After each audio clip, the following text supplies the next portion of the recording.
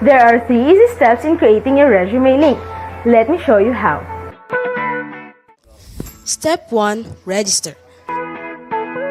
Go to www.jobs180.com using any browser and click Register Now. Fill out all the information needed. In choosing your resume link, use your full name so that it looks professional and it's easy to recall by potential employers. For example, Antonio Juan de la Cruz .jobs180.com. Step 2. Create and design. When creating your resume, make sure to complete your personal information and upload your profile picture. One of the highlights of the resume link is the portfolio section. In the portfolio section, you can show off your skills by uploading samples of your work like documents, pictures, videos, and your social media links. Your resume link also features different themes and you can upload a cover photo. This is a combination of a cover letter and a social network cover photo. Here is an example. You can also download a copy of your resume link and print it.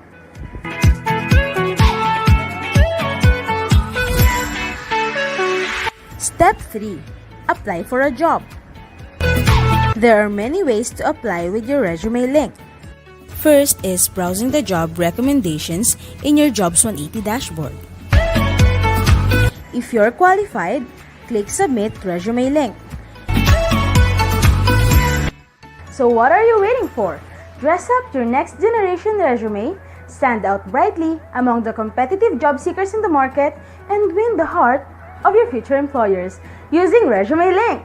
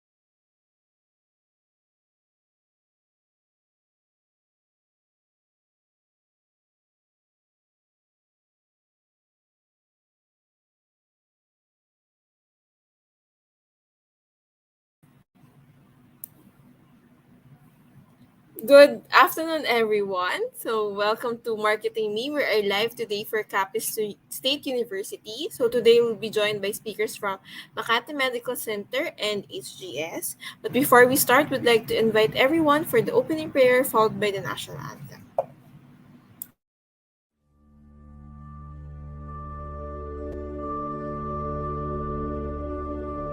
Praise God from whom all blessings flow.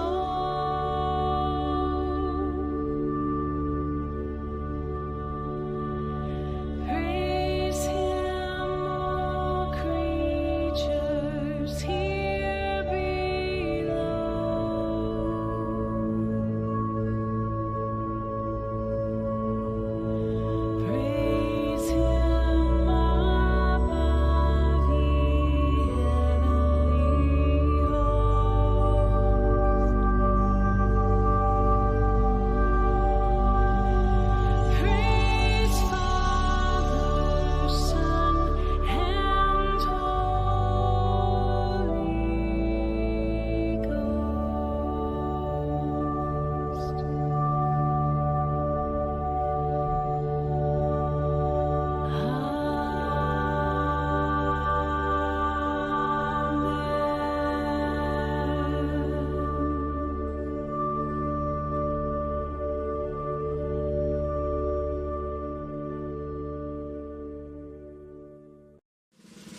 kababayan, ang pambansang awit ng Pilipinas.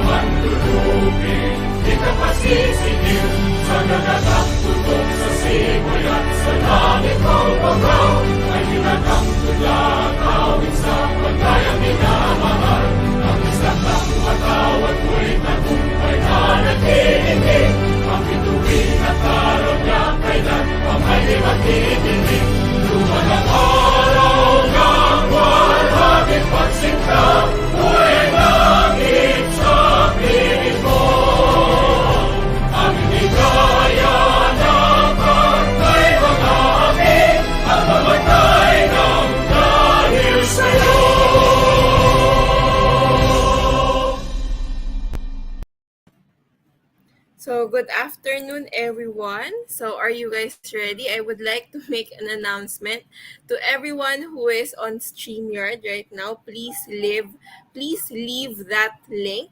So, again, if you're watching on StreamYard, again, please leave that link. Everyone should be watching at facebook.com/jobs180 or youtube.com/jobs180.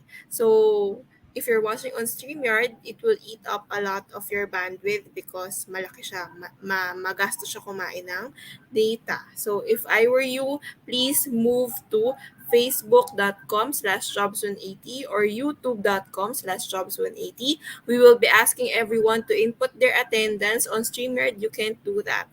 So please tell your friends that nobody should be on the StreamYard link. Again, you should watch on facebook.com/jobs180 or youtube.com/jobs180. To officially start our session for this afternoon, we'd like to call Dr. Editha C. Alfon, President for Capiz State University, to give us the opening remarks. Thank you. Warmest welcome, everyone. You spent several years earning your degrees. All the while, you seem to be the hope of your families that after graduation you would be of great help to them morally and financially. But after graduation, you will thread the new chapter of your life, that is career or employment hunting. Of the thousands who would graduate and look for jobs, will you be the lucky one?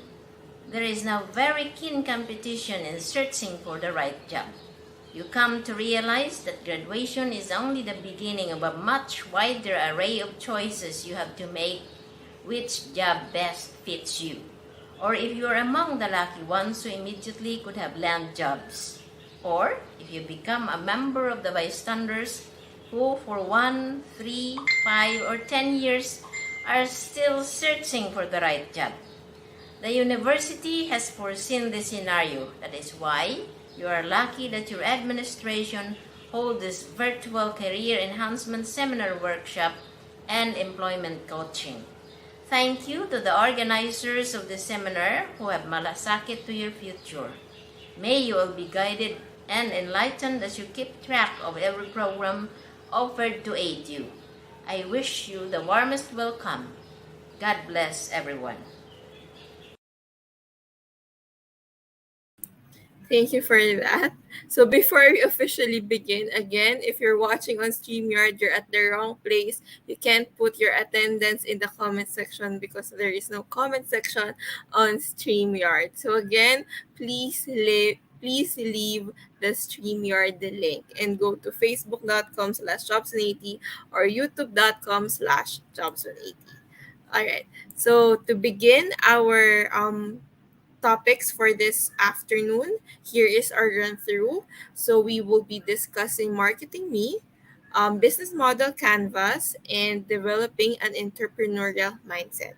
But before we begin all of that, we will be starting with a devotional from Mrs. Araceli Cortel, Office of Guidance and Counseling of Capiz State University. Ayan. So, Ma'am Araceli, the floor is yours. Please take it away.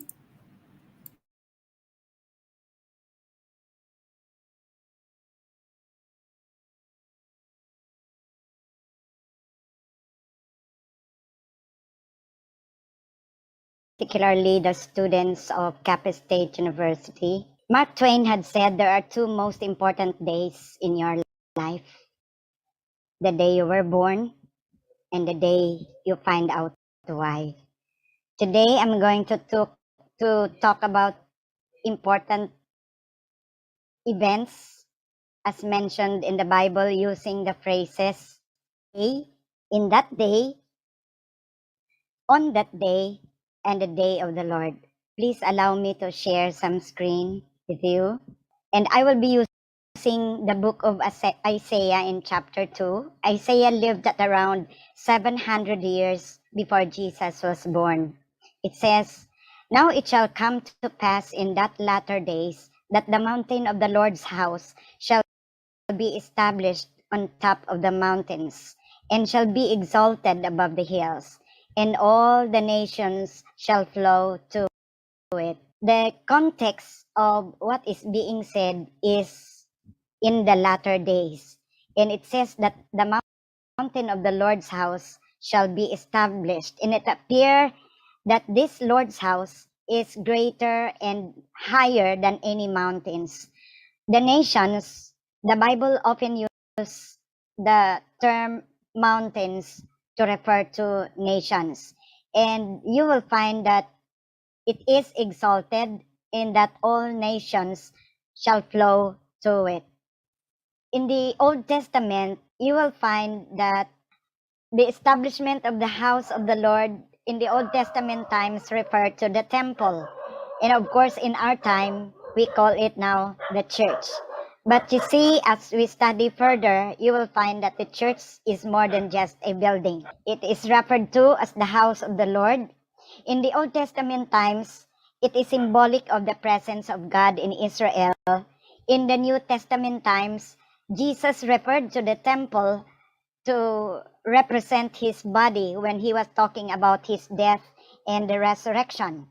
In the book of, in Paul's letter to the Ephesians, Paul said, "And he put all things under his feet and gave him," referring to Christ, "as head over all things to the church, which is his body."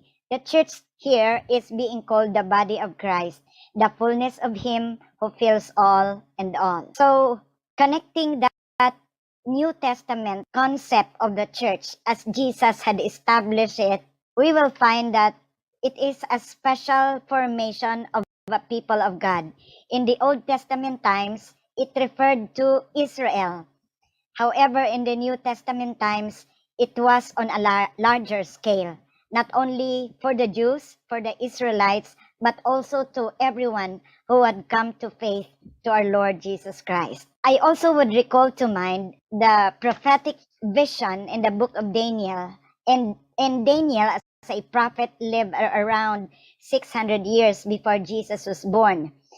During time of exile in Babylon, which today is Iraq, the Jewish exile to Babylon, and Daniel was one of the Jews, the king of Babylon had a vision, and he wanted the wise men of his empire to interpret his dream without even telling them what his dream was. He was greatly troubled, and no one was able to interpret, so that he ordered that all of his wise men, magicians, and sorcerers will be killed. When the news came to Daniel, and in fact Daniel was one of those who would be killed, Daniel asked for a chance to see the king. And seeing the king, he also asked for a time for him to give the interpretation of the dream. And that night, after talking to his three other friends, that night the Lord gave Daniel a vision of what the king Nebuchadnezzar had dreamed about. And so when he returned to Nebuchadnezzar, he was able to relate to him what his dream was and what it meant. And the dream was interpreted to mean different nations that would rise one after the other. And from nowhere, a rock was seen. The king behold that a rock or stone was cut not by any human hand. The stone rolled and smashed that big statue that he saw in his dream. On the head, it was gold. On the chest and arm, it was silver. On the thigh, it was bronze. On the legs, it was iron. And then the feet was a combination of iron and clay. That disturbed him so much. And only Daniel was able to know what his dream was, as well as its interpretation. So, to make the story short, that led Daniel to become one of the king's advisor. And that stone from nowhere that smashed that huge statue into dust and was blown by the wind, that stone in itself became a huge mountain which covered the earth. And so that would give us an idea that kingdoms in this world does not last, but unseen by our eyes, the kingdom of God continues. He started it with the nation Israel. Now let's go back to that passage in Isaiah in chapter 2 now and verse 3 and 4. For out of Zion shall go forth the law and the word of the Lord from Jerusalem. Zion is the easternmost tip of the mountains in Jerusalem, the capital city of Israel. And the word of the Lord would come from Jerusalem. It will become the center. He shall judge between the nations and rebuke many people. So we will find that God will become judge over the nations and will be the one to preserve or will be the cause of the rise and fall of these nations depending on their relationship with him. And in the midst of this nation was the nation Israel with Jerusalem as its capital, with whom God had revealed himself. Now, the last four lines appeared to be a prophetic utterance about years later after Jesus' birth, after Jesus returned to heaven, a time when people shall beat their swords into plowshares. Meaning to say, instead of using resources for armies and weapons of war and forces of defense, in the Lord's time, when he reigns, things will be used for the lives of the people, for farming, for example. Their spears into pruning hooks. Nation shall not lift up sword against nation, neither shall they learn war anymore. The most beautiful phrase you can find is found in Revelation chapter 1. There will be no more tears, no more death, no more sorrow when the Lord reigns. However, before that day comes about, as a prophecy in the book of Zephaniah described before that day of the Lord. He was talking of the day of the Lord, which is bitter. The mighty warrior shouts his battle cry. Jesus here is being depicted in that vision in the future as a mighty warrior where no man can resist. That fulfills the kingdom from out of that stone which we mentioned in the book of Daniel, which grew and became huge, covering the whole earth, smashing the previous nations before him. However, before that day comes, the day will be a day of wrath, shortly before the Lord shouts his battle cry to redeem his authority as Son of God, as the Messiah and the Savior of humankind. It will be a day of distress and anguish, a day of trouble and ruin, a day of darkness and gloom, a day of clouds and blackness. If you want to follow that up, you can read Matthew 24 from the mouth of Jesus Christ himself. Before that day of the Lord, during his lifetime on earth, Jesus said this. Before he died, before he was crucified, he said, "You will weep and mourn while the world rejoices. You will grieve, but your grief will turn to joy. Now is your time of grief." It was his farewell speech, actually, before he was crucified the following day. "But I will see you again, and you will rejoice, and no one will take away your joy." And Luke chapter 17, still, Jesus uttered this. On that day, meaning to say, the day when Jesus will come again, the day of suffering, the day of hurry, no one who is on the housetop with possessions inside should go down to get them. Likewise, no one in the field should go back for anything. This is the time where no one can save, no one can be an agent for the salvation even of his or her loved ones. You cannot even go back for yourself. You cannot prepare for it. The coming of the Lord Jesus was being described like a thief in the night, where all men must be prepared of. The question is, are we prepared for this day, for that day, and what will happen shortly before that day comes? Has your life been a part of that great day? Or are we just living according to the patterns, according to human point of view in the world? Paul in his letter said, He chose us in Him before the creation of the world. For those who had accepted and believed in the Lord Jesus Christ as the only way of salvation, the only ticket to heaven, God knows that. And it says, He chose us in Him before the creation of the world. May the Lord Jesus Christ, the God of glory, the only Savior, the Son of God, our Savior who is coming again, will give us understanding and be prepared for that day. God bless everyone.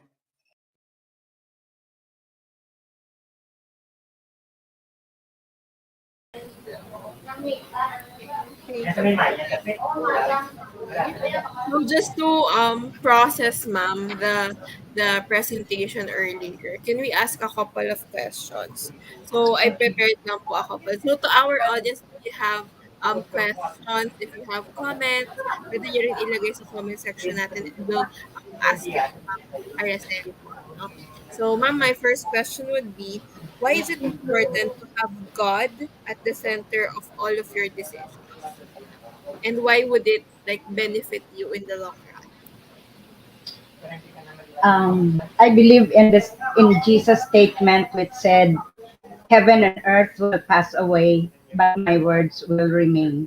So, if you want to have a clear, stable, sure, and proven basis for anything in your life, marriage, relationships, career, whatever, it should anchor on what Jesus had said.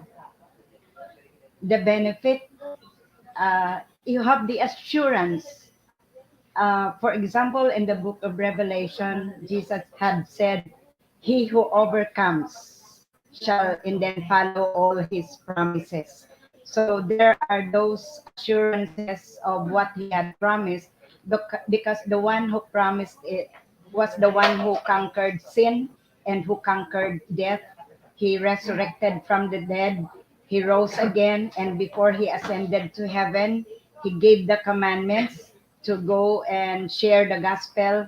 And in heaven, uh, he also sent message. You can read that in the book of Revelation for the church to be stable in the world. Thank you for that, ma'am. Ma'am, this is in relation naman to your last slides.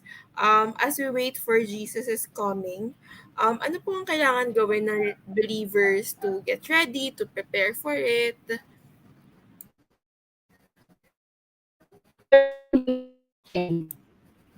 Ma'am, narinig niyo po yung question ko. Nagbe-break up lang po kayo. Miss Araceli? Is it, There's one thing that, pardon po, ma'am, narinig niyo po yung question ko. Ang question ko po ay, as we wait for Jesus coming, ano po ang kailangan gawin ng believers to get ready, to prepare get for it? get to know Jesus, learn from his words, and believe. Yun, tama po yun. Tama, tama. No, so it's the best time now, today, to get to know Jesus and practice what he taught and what he Yeah. um, believed in. So, thank you for that, Miss Araceli. Thank you, ma'am. So, to our students, mag-a-announce na po ako ulit, ma'am, sorry.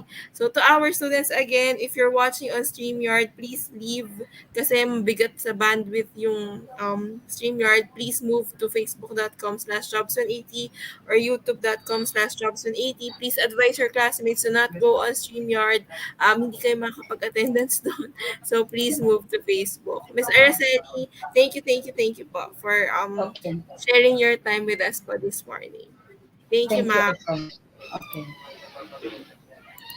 Now for grounding, we'd like to call Miss Sharon Mestidio, Capiz State University, to give us to help us with grounding po. Miss Sharon, you can take it away. The floor is yours.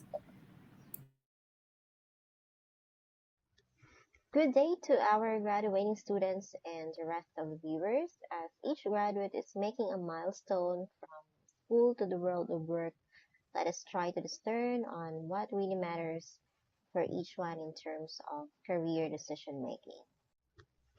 So, how do we choose a career to pursue? What are the considerations that each of us make to give weight on a particular choice of career over the other options? First and foremost, self-awareness in developing a career is very important.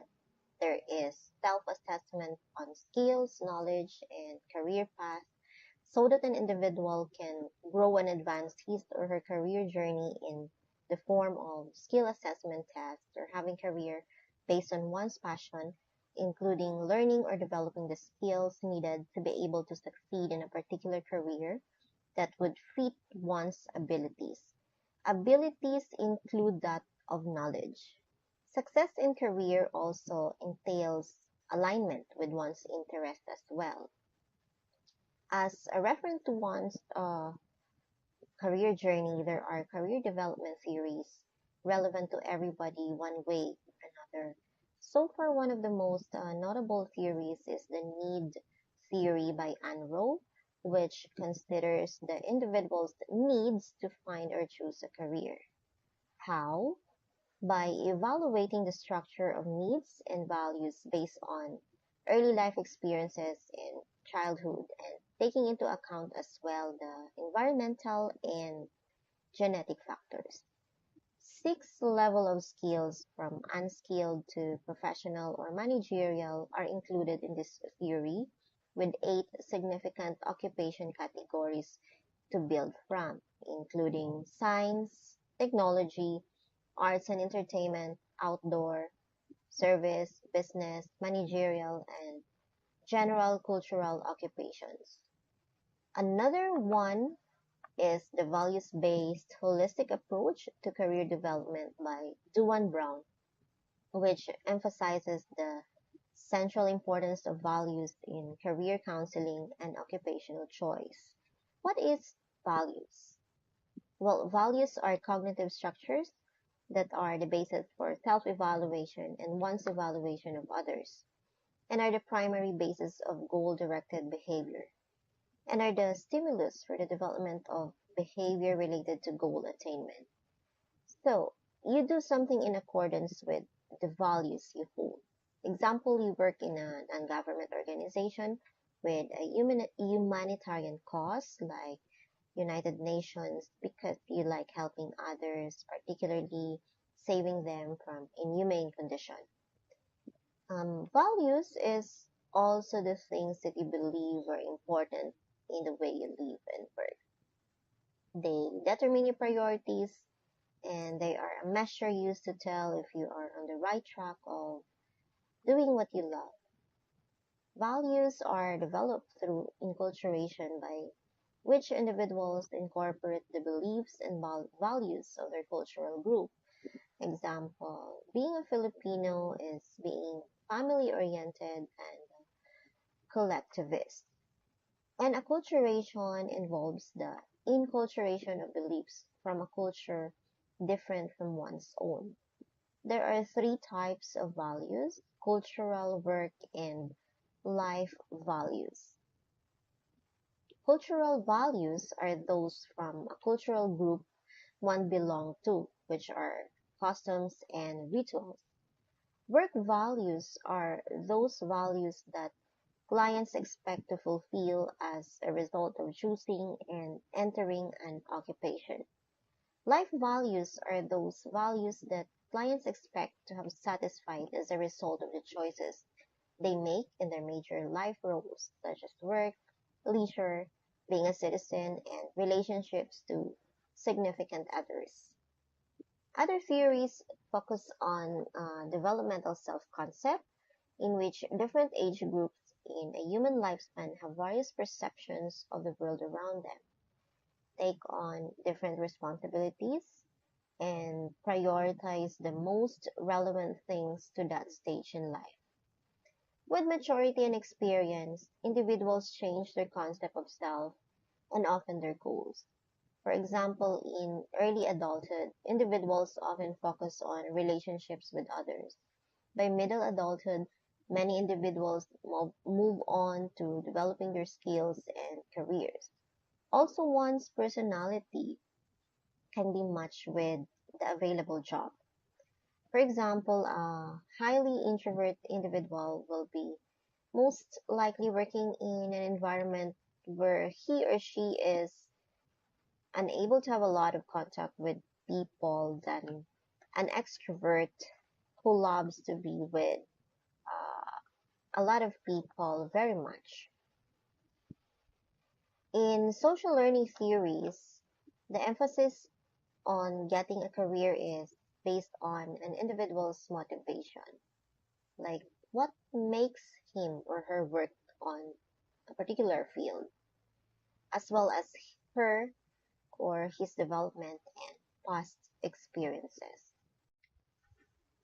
The School of the Well take part in an individual's career choice through inculcating its values to the students.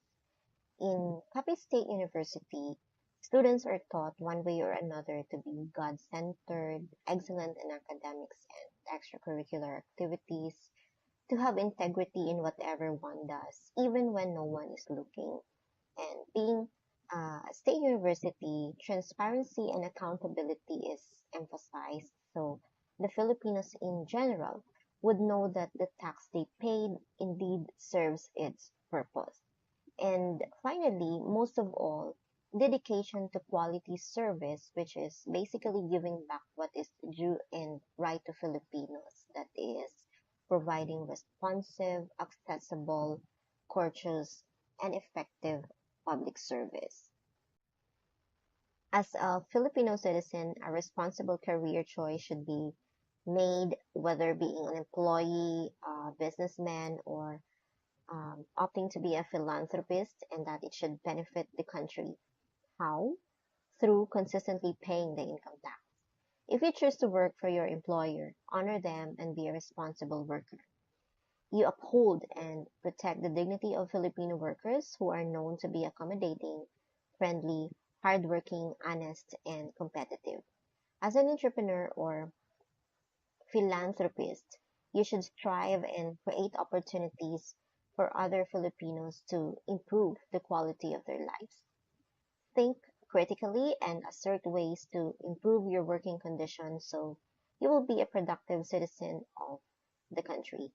We can also show each other that we can be the better Filipino by supporting and cheering up Filipino workers, businessmen, or philanthropists. To recap the things I discussed, so in choosing a career, first know yourself. What are your principles, abilities, values and priorities, motivation and qualities as an individual to be able to work in a certain field? Second, you should embody the Capiz State University's values as well in choosing a career one way or another. How? Put God in the center of every decision making in everything you do. Strive to be excellent in whatever you perform as well, and have integrity always. That is to perform tasks or assignments with honesty, even when no one is looking.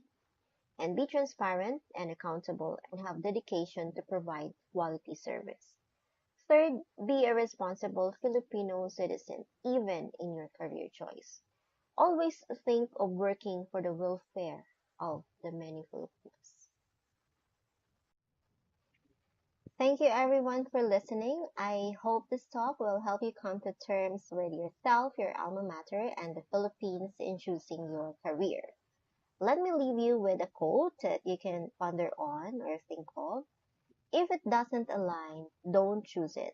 Have a wonderful day and good luck to all. Thank you for that. Hi, Miss Sharon. Good afternoon. Thank you for joining us. Hello, good afternoon. Hi, ma'am. Good afternoon. Ma'am, we just like to process what was in the presentation for earlier. So today, our audience is graduating students po, no, from Capiz State University.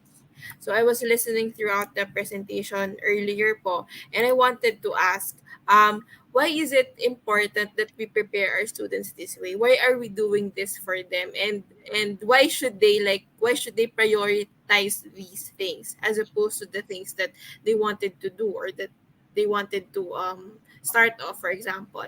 Bakit po kailangan nila itong maintindihan? Parang ganun po yung question ko. Yes, actually, it's very important that we try to ground students.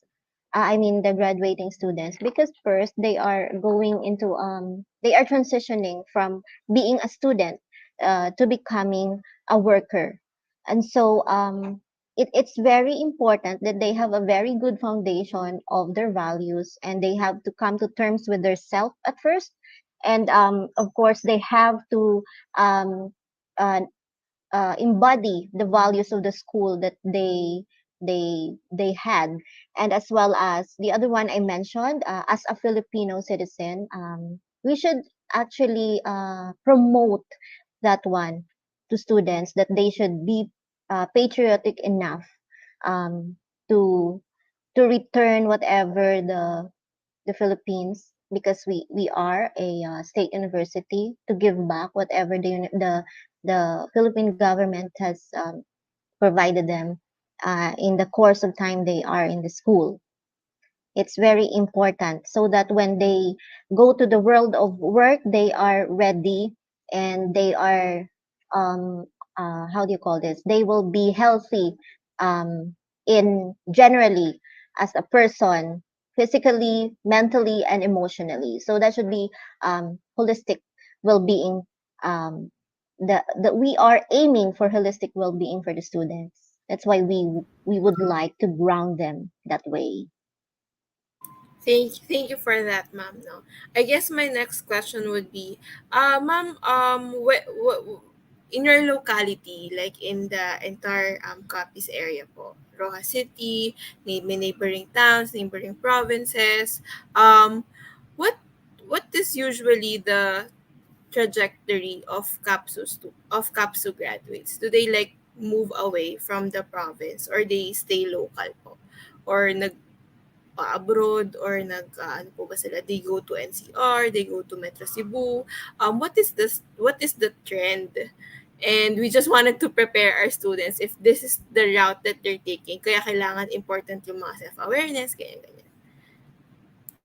Um, Actually, for the people here in Capiz, in statistics, okay, I don't have that.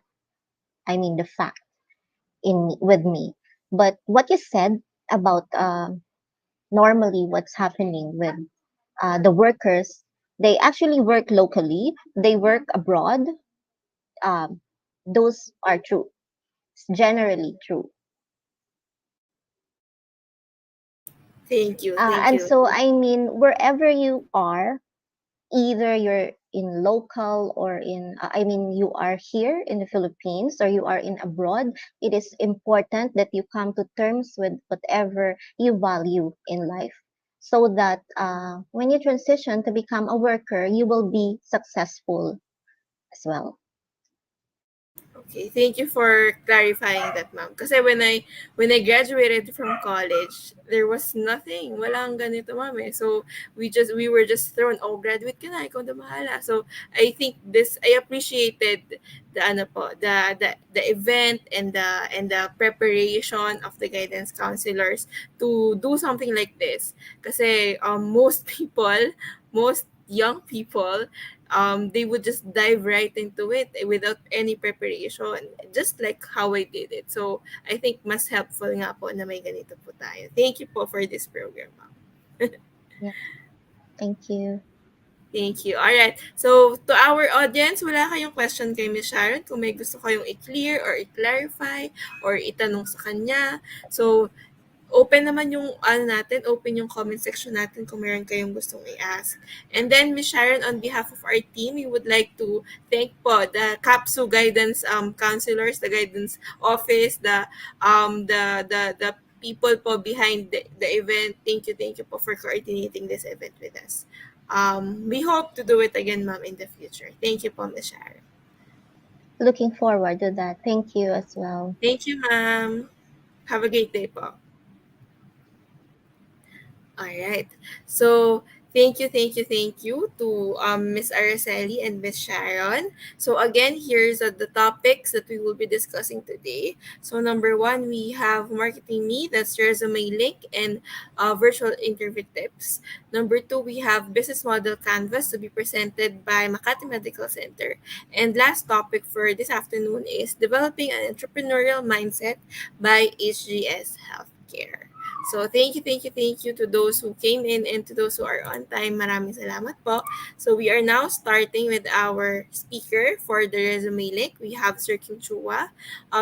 He is the managing director of jobs20.com. He has 20 years of experience in sales, marketing, business development, customer service, operations, business process, and human resources. He is a trusted resource speaker and he has done over 1,000 career development and seminars in more than 400 plus colleges and universities nationwide. Sir Kim, you know the drill. Can you please? Hi. Hi, sir. Good afternoon. Ayan. Hi, good Sir, afternoon. share your slides. Yeah, I'm now sharing my slides. Can you see my slides now? Yes. Yan, let me do a full screen lang muna para sure na nakita ninyo. And I hope that this slide is moving. Wait, let me check. Can you see that? Can you see it move? It's not on full screen, sir. Not on full screen. Wait, let me do it again. Okay, I'm now doing a full screen. There you go. Can you see it now? Still not on full screen? It's not on full screen. Not on full screen. Okay, wait. Let me do it all over again. Yan. So, good afternoon everyone. Dali lang. Ito talagang realities ng virtual. No? May mga konting challenges. So, let me share my entire screen. By the way. Ayan. So, to our audience, libre po magtanong ha. So, if ever meron kayong question, you were enlightened by the topic, by the presentation, feel free to comment, no? So, we can read it to our speakers after their presentation. Sir Kim, okay na on your end? Eto na. I'm doing it Yes, again. sir. Can you see now the entire Yes, screen? it's up. It's up, sir. Okay. Okay na, sir. Thank you. Leave it to it. Thank you, sir. Okay, so good day everyone. I'm here to share to you about the most secured resume platform. This is called the ResumeLink.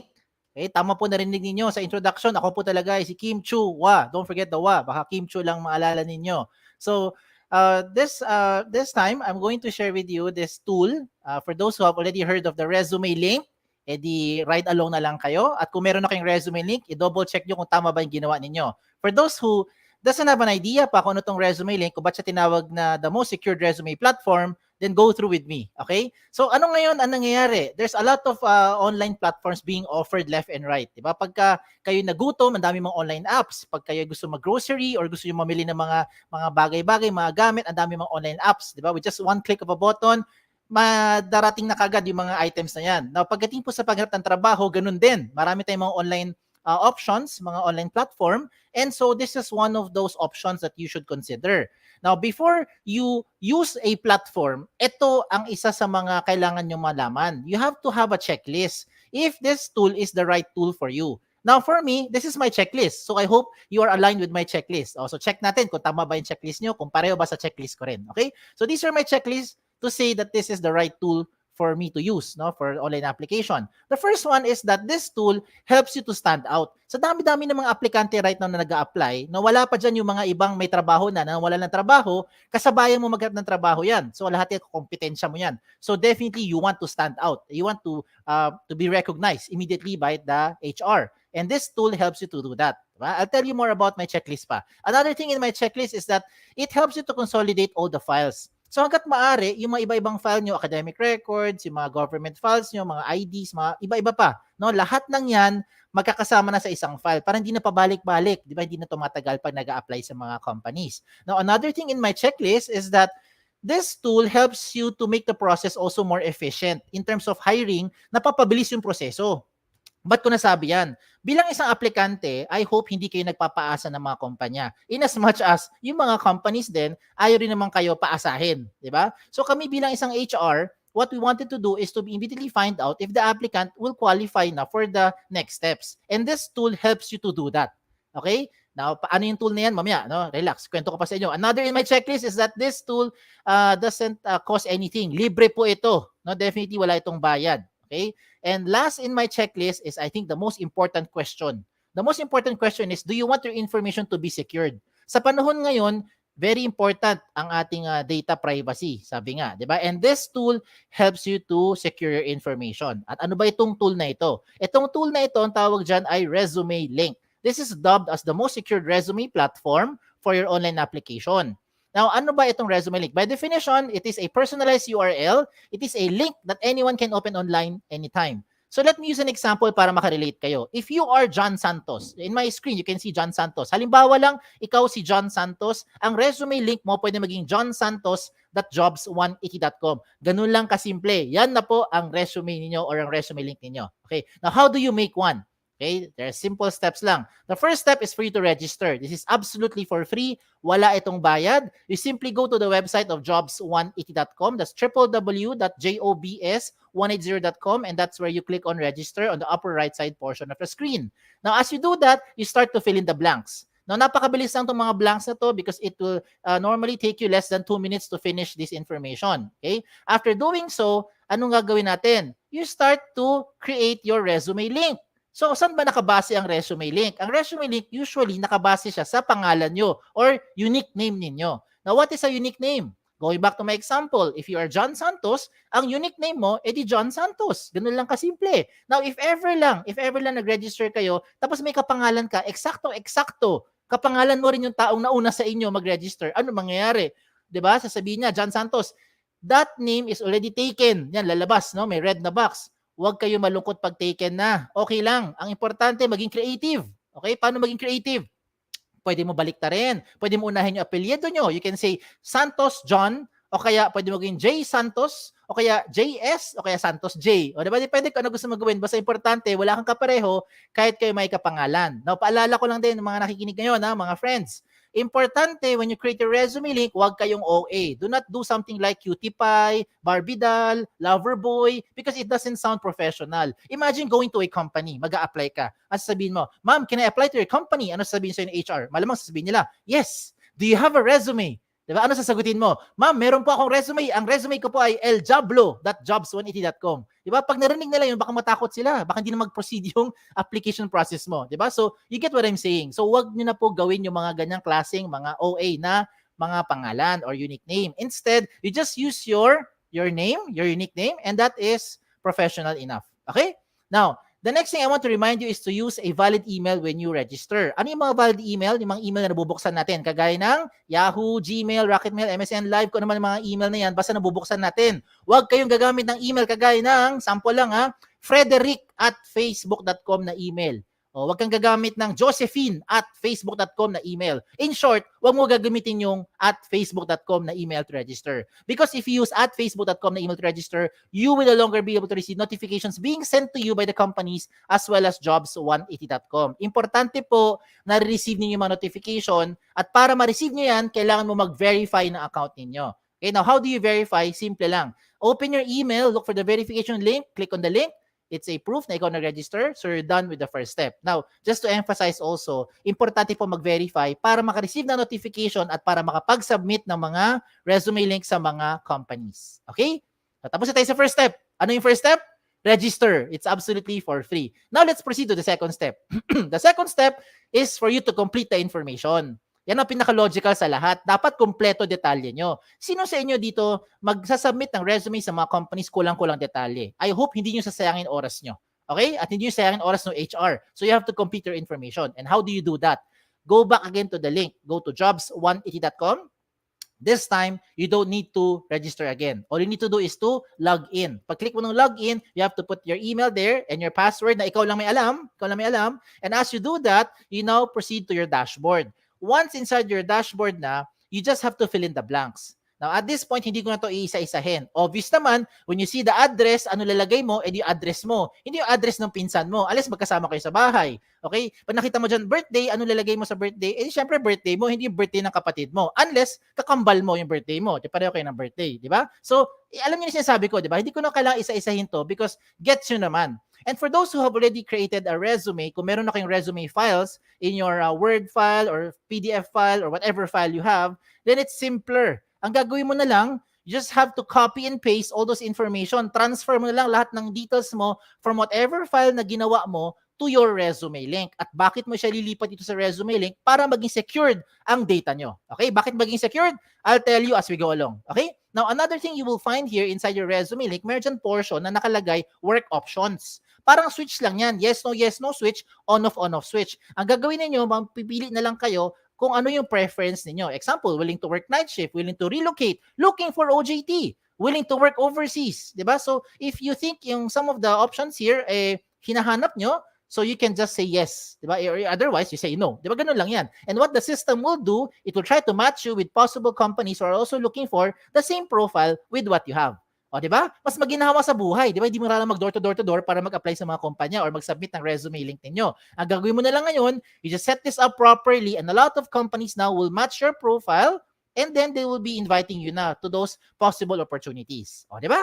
Now, I never said automatic tanggap na kayo ha. Hindi ko sinabi yan. Ang sabi ko lang, it will make your life easier and more efficient. Okay? Now, another thing that you put here is your education. Obvious naman, you put your school here. Kung meron kayo about school other than your present school right now, you can also put it here, whether before or after your stay. Okay, so wala naman itong limit, no? Kahit gano'ng karami sulat mo dyan. Pagdating po sa seminars attended, ganun din. Kahit magkopyahan pa kayo ng seminars attended, just make sure lang you know what the seminar talked about. Baka ma-interview kayo, baka yung question doon sa interview about the seminar, magkakabukingan, di ba? Na pagdating po sa certification, ganun din.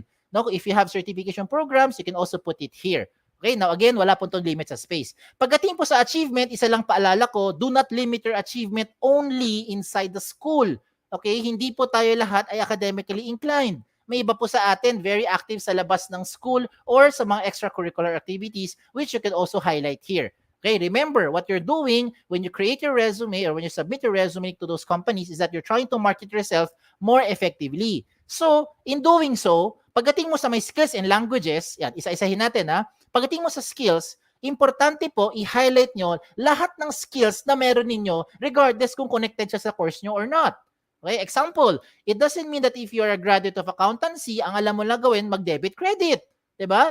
Not because you're a graduate of engineering, ang alam mo lang gawin ay mga engineering skills. Not because you're an education graduate, ang alam mo lang gawin magturo. Diba? Maybe, even if those are your course, ang alam nyo ay multimedia. Marunong kayo sa graphic design. Diba? Mahilig kayo sa arts, sa crafts. Diba? Sa iba pang mga bagay, photography, diba? Videography, calligraphy, origami, lahat ng yan, diba?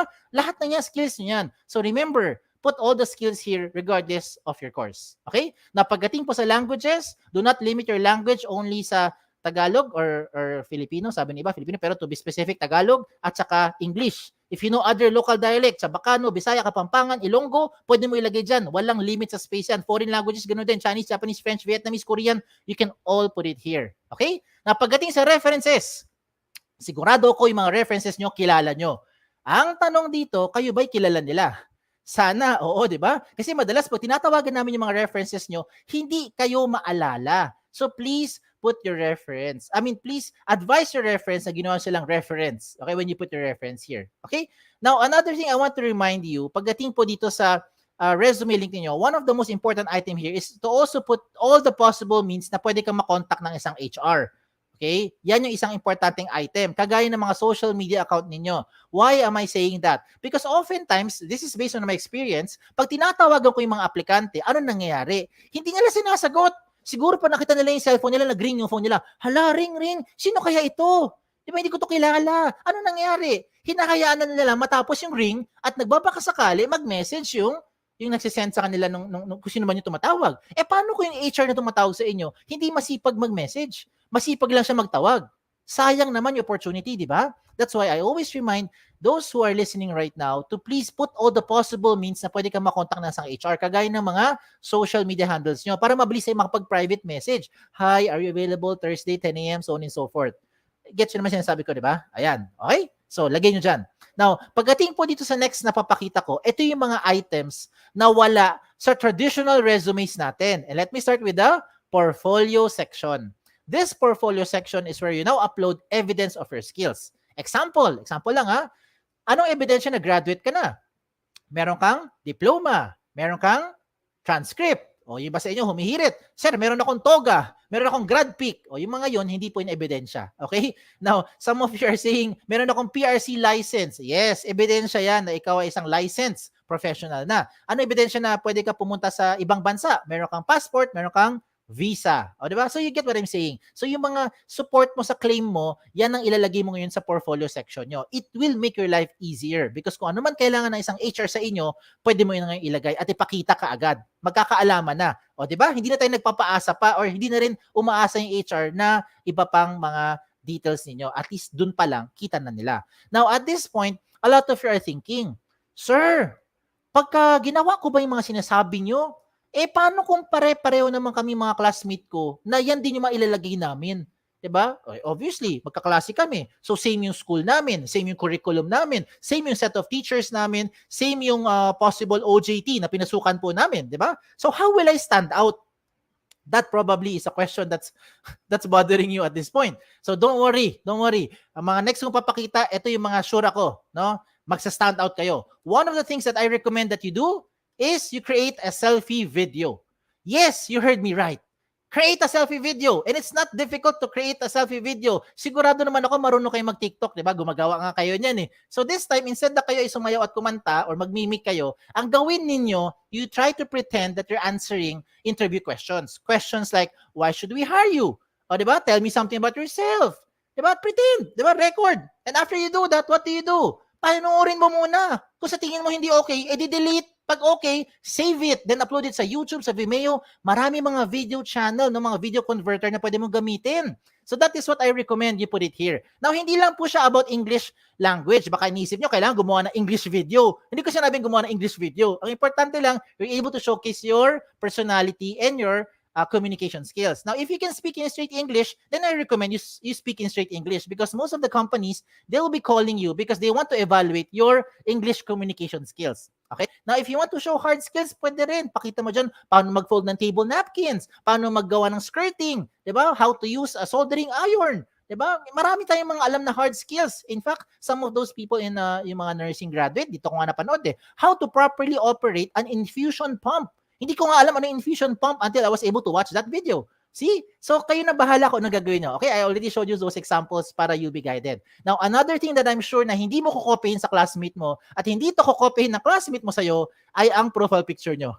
Di ba? Yan. So, ano gagawin? Huwag kayo gumastos na. Huwag na kayo pumunta sa mga studio para gumastos pa ng profile picture nyo. Ang gagawin mo na lang, make sure lang that you dress appropriately. Siyempre, no, medyo mag-wear naman tayo ng decent outfit natin, fit for interview. And then, ano mangyari next? Make sure lang that the background is clear. Okay? Dapat plain background. Okay? Plain background. Tumingin ka sa camera. You're good to go. Huwag kang maglalagay ng mga profile picture kagaya ng mga nasa right side ng screen ninyo. These examples I'm showing you, they don't look professional. Okay? And obvious naman, no? For those reasons, gets you na. Do not create something like that. Now, another good thing pa with the ResumeLink is that meron tayong tinatawag na cover photo. O, di ba?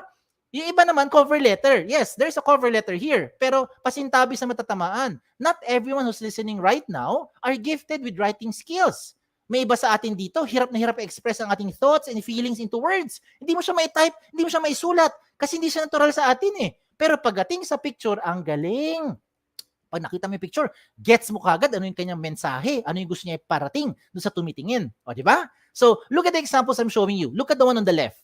This person is someone who is an ophthalmologist. Di ba? Sabi ni iba, optometrist. O, yung iba sabi, sir, eye expert. O, para simple, eye expert na lang. May ibang pilosopo sinasabi, sir, baka siya naman yung pasyente. O, diba? Depende lang paano mo interpret. Okay? Look at the right side of the screen. this is someone into clerical work or administrative work. Sabi ng iba, sir, parang IT siguro kasi mateki, may computer. Di ba? Yung iba naman sabi makalat. O depende kung paano nyo nga interpret. Okay? Another good example is this that I'm showing you. This is someone from psychology or maybe a neurologist or just someone who knows left and right. Ganun lang kasimple. Okay? Now, I have another good example. Ito po nakikita nyo ngayon, hindi po ito miyembro na Akat Bahay Gang. Hindi rin po ito social climber. This is a very, very good example of a cover photo because what she wanted to say is that there is no shortcut to success. You'll be able to reach your goal by taking one step at a time. Basahin mo nakalagay sa kanya, the journey of 1,000 miles begins with one step. O, di ba? So, I'm showing you good examples para you'll be guided. At syempre, papakita ko rin dito yung mga not so good examples para wag nyo silang gagayahin. Okay? Una sa lahat, wag kang magpapaka-misteryoso. Okay, pagka naglagay ka ng cover photo, please make sure nandyan yung mukha nyo. Hindi yung may picture ka nga, pugot naman. Pangit yan. Okay, do not do something like that. Okay? Now, a lot of times, may mga iba sa atin, hindi naglalagay ng cover photo. I don't recommend. You know why? Kasi marami na mga pangalan natin, interchangeable. Ako mismo, guilty ko dyan. My name is Kim, and a lot of people think babae ako. I oftentimes encounter mga resume or resume links ang nakalagay sa kanila, Alex, George, Joey, ano pa ba yung recent na makausap ko? Sam, Nick. O, di ba? Imagine. Di ba? 2 weeks ago, I was able to interview an applicant. Nakalagay sa kanya, Rich. So, I thought, babae. Yung pala, lalaki. O, di ba? So, mabuti na lagay mo picture dyan para at least alam na HR who to expect. Okay? Now, importante po may laman yan because kung walang laman yan, ganyan itsura niyan. Blanco. Kung blanco rin lang naman ang cover photo mo at blanco rin ang profile picture mo, do not expect that you will be able to catch the HR's attention. Okay? You know what I'm saying. Kung kayo yung HR, I don't think papansinin mo pa itong aplikante ito because you don't see anything.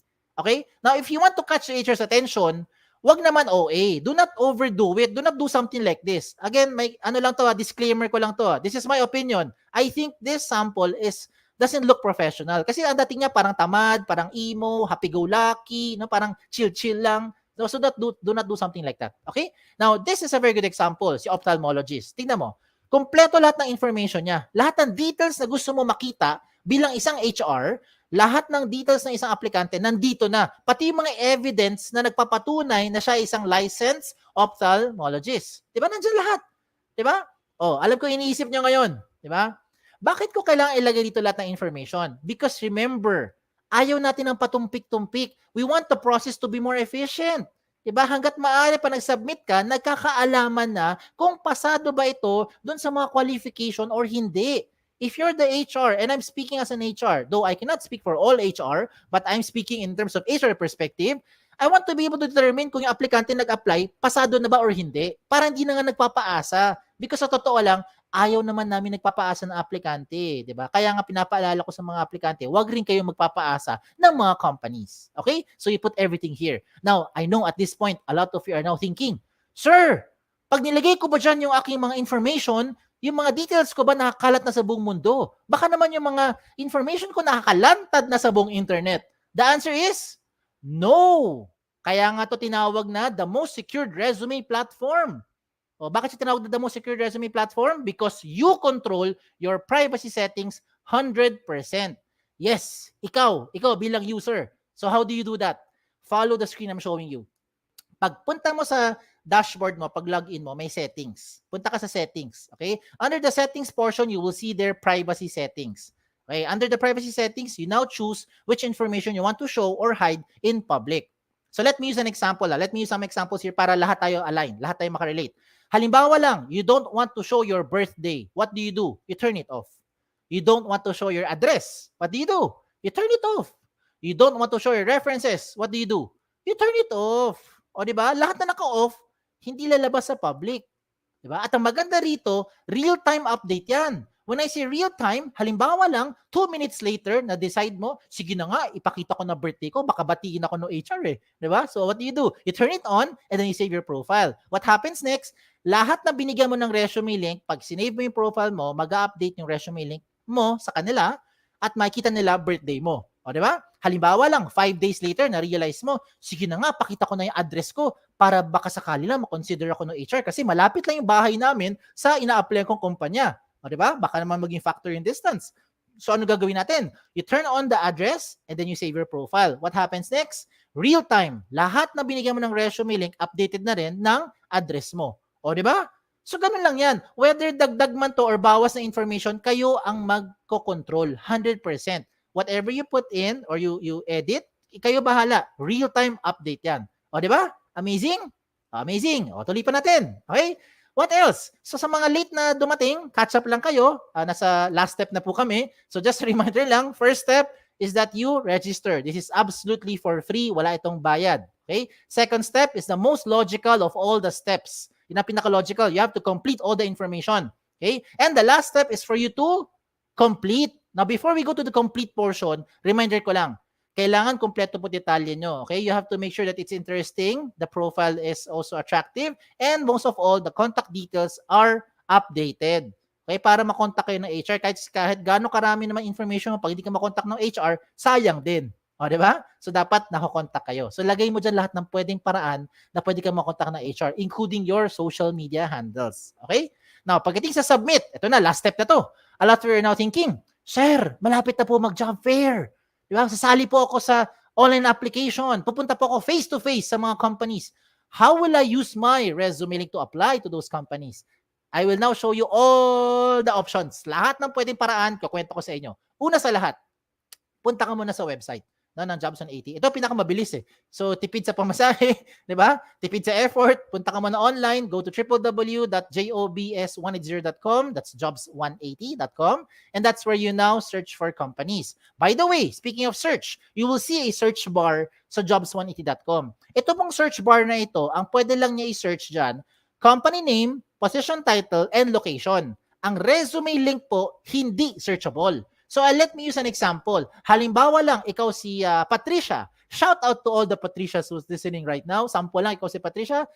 If you are going to type Patricia in social media sites, you will probably end up with a few thousand or a few 100,000 Patricia. If you go to jobs180.com, you will see there a search bar. Type mo dun Patricia. Okay? Nothing will come out. Unless merong position title, company name, or location na merong word na Patricia. And that's the only time may lalabas dyan. Otherwise, wala pong lalabas. Okay? So in short, ang resume link po ay hindi searchable. So if you're wondering at this point, Sir, kung hindi searchable ang resume link, paano makikita na isang HR or na isang kumpanya yung aking information? That means you have to give it to them. If you don't give your resume link to those companies, then they won't be able to know your information. Alright? Okay? So, moving forward, how do we now search for companies? You just simply type the company name there. Pag may lumabas, edi meron. Pag walang lumabas, edi wala. Diba? Ganun lang yan. Huwag mo pilitin magkaroon ng something na wala. Diba? Kung wala, wala talaga. Maybe at this point, wala sila sa jobs180.com. Okay? So, anong gagawin natin? Tignan yung mga opportunities. May mga logo nandyan, may mga banners. Pwede mo sila i-click and then you get to know more about the company. Explore. Now, isa sa maganda use ng resume link, yung isang magandang advantage ng resume link when you have a resume link is that you can apply to companies even if you're not yet qualified. Let me repeat what I've just said. Ulitin ko You can apply to companies even if you're not yet qualified. Basta gusto mo yung kumpanya, gusto mo yung position na pasukan or applyan yung kumpanyang yon, bigay mo resume link mo kahit hindi ka pa qualified. Ano example? Example lang, you see a company that's looking for someone with at least 5 years of experience. Obviously, at this point, halimbawa lang, wala ka pang 5 years of experience because you're just about to graduate, or maybe you have your OJT as your experience only, or maybe 1 or 2 years pa lang, kulang ka pa sa 5 years. Pwede ba mag-apply doon sa kumpanya? Of course, yes. Using your resume link, pwede mo ibigay. Okay? Pero to manage your expectation, as of today, malamang sa malamang, hindi ka pa tatanggapin kasi they're looking for someone with at least 5 years of experience. Pero why am I recommending that you submit your resume link to them? Today, as in today. Because, ito yung maganda, because anytime you update your information, pwede ka na makonsider ng company sa mga future vacancies nila. You never know. Companies are expanding. Companies are continuously hiring. They also do replacement. Diba? Yung mga existing nag-resign. So, pwede nila maghanap na replacement. Pwede ka na makonsider in those future opportunities. And I'm definitely sure 5 years from now, when you start working this year, 5 years from now, meron ka na ring 5 years of experience. O di pwede ka na mag-qualify by 5 years from now dun sa kumpanyang sinabmitan mo ng resume link mo. O di ba? Okay? Ayos. O, tuloy pa natin. Another option. Marami sa mga nakikinig ngayon, you're using emails to submit your resume. Tama? Yes. Wala naman pong problema sa email. Walang problema. But here's the question. How are you submitting your resumes through email? Do you do it like this? Do you type your email and say, sample lang ha, Dear HR Manager, I would like to apply for the following position. And this is my resume. What do you do next? You attach your file.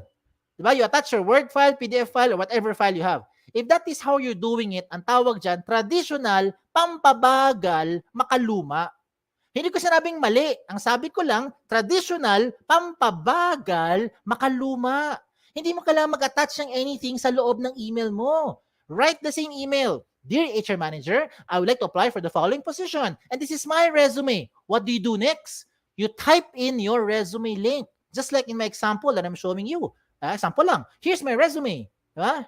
Antonio Juan de la Cruz, .jobs.com. Diba? I am looking forward to hear from you soon. Thank you. Send. Tapos na. O di ba? Kung meron kang babaguhin na information, hindi mo kailangan magpabalik-balik na mag-send dun sa HR. O tingnan mo para makarelate kayo. Paano kung sakali lang nag-attach ka ng mga files nyo? And then moving forward, nagpalit ka ng phone number. Dati prepaid, ngayon postpaid na. Definitely, you have to inform the HR. Otherwise, they won't be able to contact you. So paano mo inform yung HR? Ganito ba gagawin mo? Dear HR Manager, I am now sending you my updated resume. O, ganun ba? Tapos attach mo yung updated file mo, papadala mo.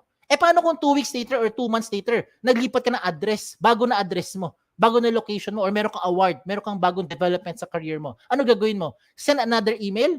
Dear HR Manager, I'm sending you my updated, most recent resume. Is that how you do it? I hope hindi. I hope hindi. Because wag mo pagurin sarili mo at wag mo nang pagurin yung mga HR. It's very difficult to keep track alin dyan yung pinaka-updated na information. Instead, I recommend you just update your resume link. Whatever information you want to update, put it inside your resume link. You don't attach it anymore because the link that you're going to give to the HR will be the same link moving forward. O, di ba? Updated sila real time. Okay? O, tuloy pa natin. Another thing that you do, you want to print your resume.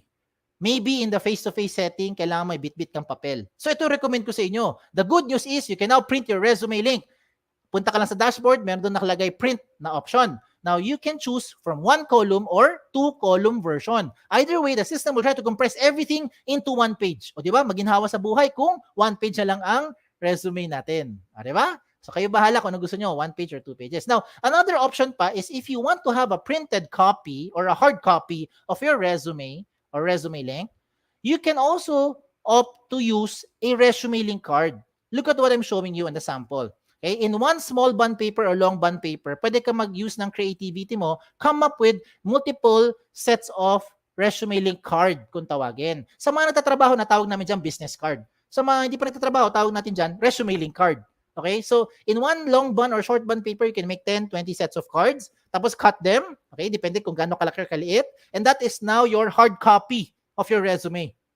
Yan ngayon ay bibigay mo sa mga kumpanya. Now, why am I recommending that you use this? Dalawang dahilan. Una, for tipid purposes. Diba?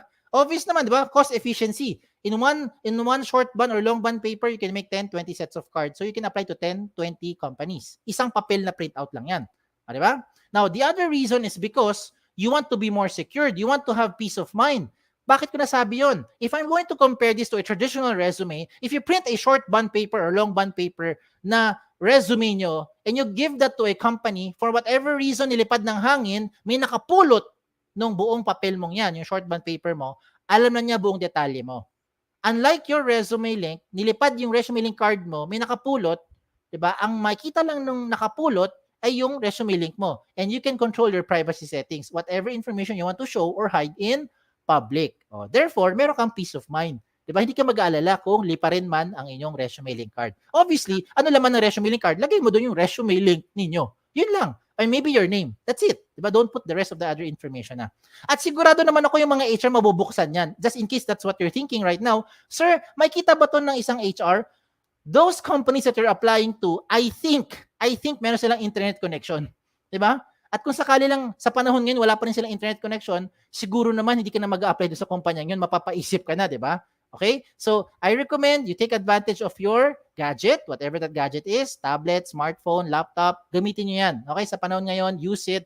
And hindi naman kami galit sa papel. Okay? You can still use the paper. For those who are listening out there na wala naman po tayong gadget, Huwag niyo po kung gawing reason para sabihin sa mga magulang niyo na kailangan naman ng latest cellphone. Okay? Hindi ko sinabi yan. Ang sabi ko lang is kung meron, maximize the resources. Now, kung wala, manghiram lang sa kaibigan, 'di ba? Manghiram ng cellphone sa kaibigan tapos gumawa ng resume link. Pag meron ka ng resume link, you can now use it kahit na mano-mano. Just using your pen and paper or pencil, if you want to use your pencil, you can write it on the registration form, yung resume link nyo. Parang contact tracing lang, di ba? You can put there yung maraming information, name, email, phone number, address, course, gender, height, weight, postal code. This time, you don't need to put all those details.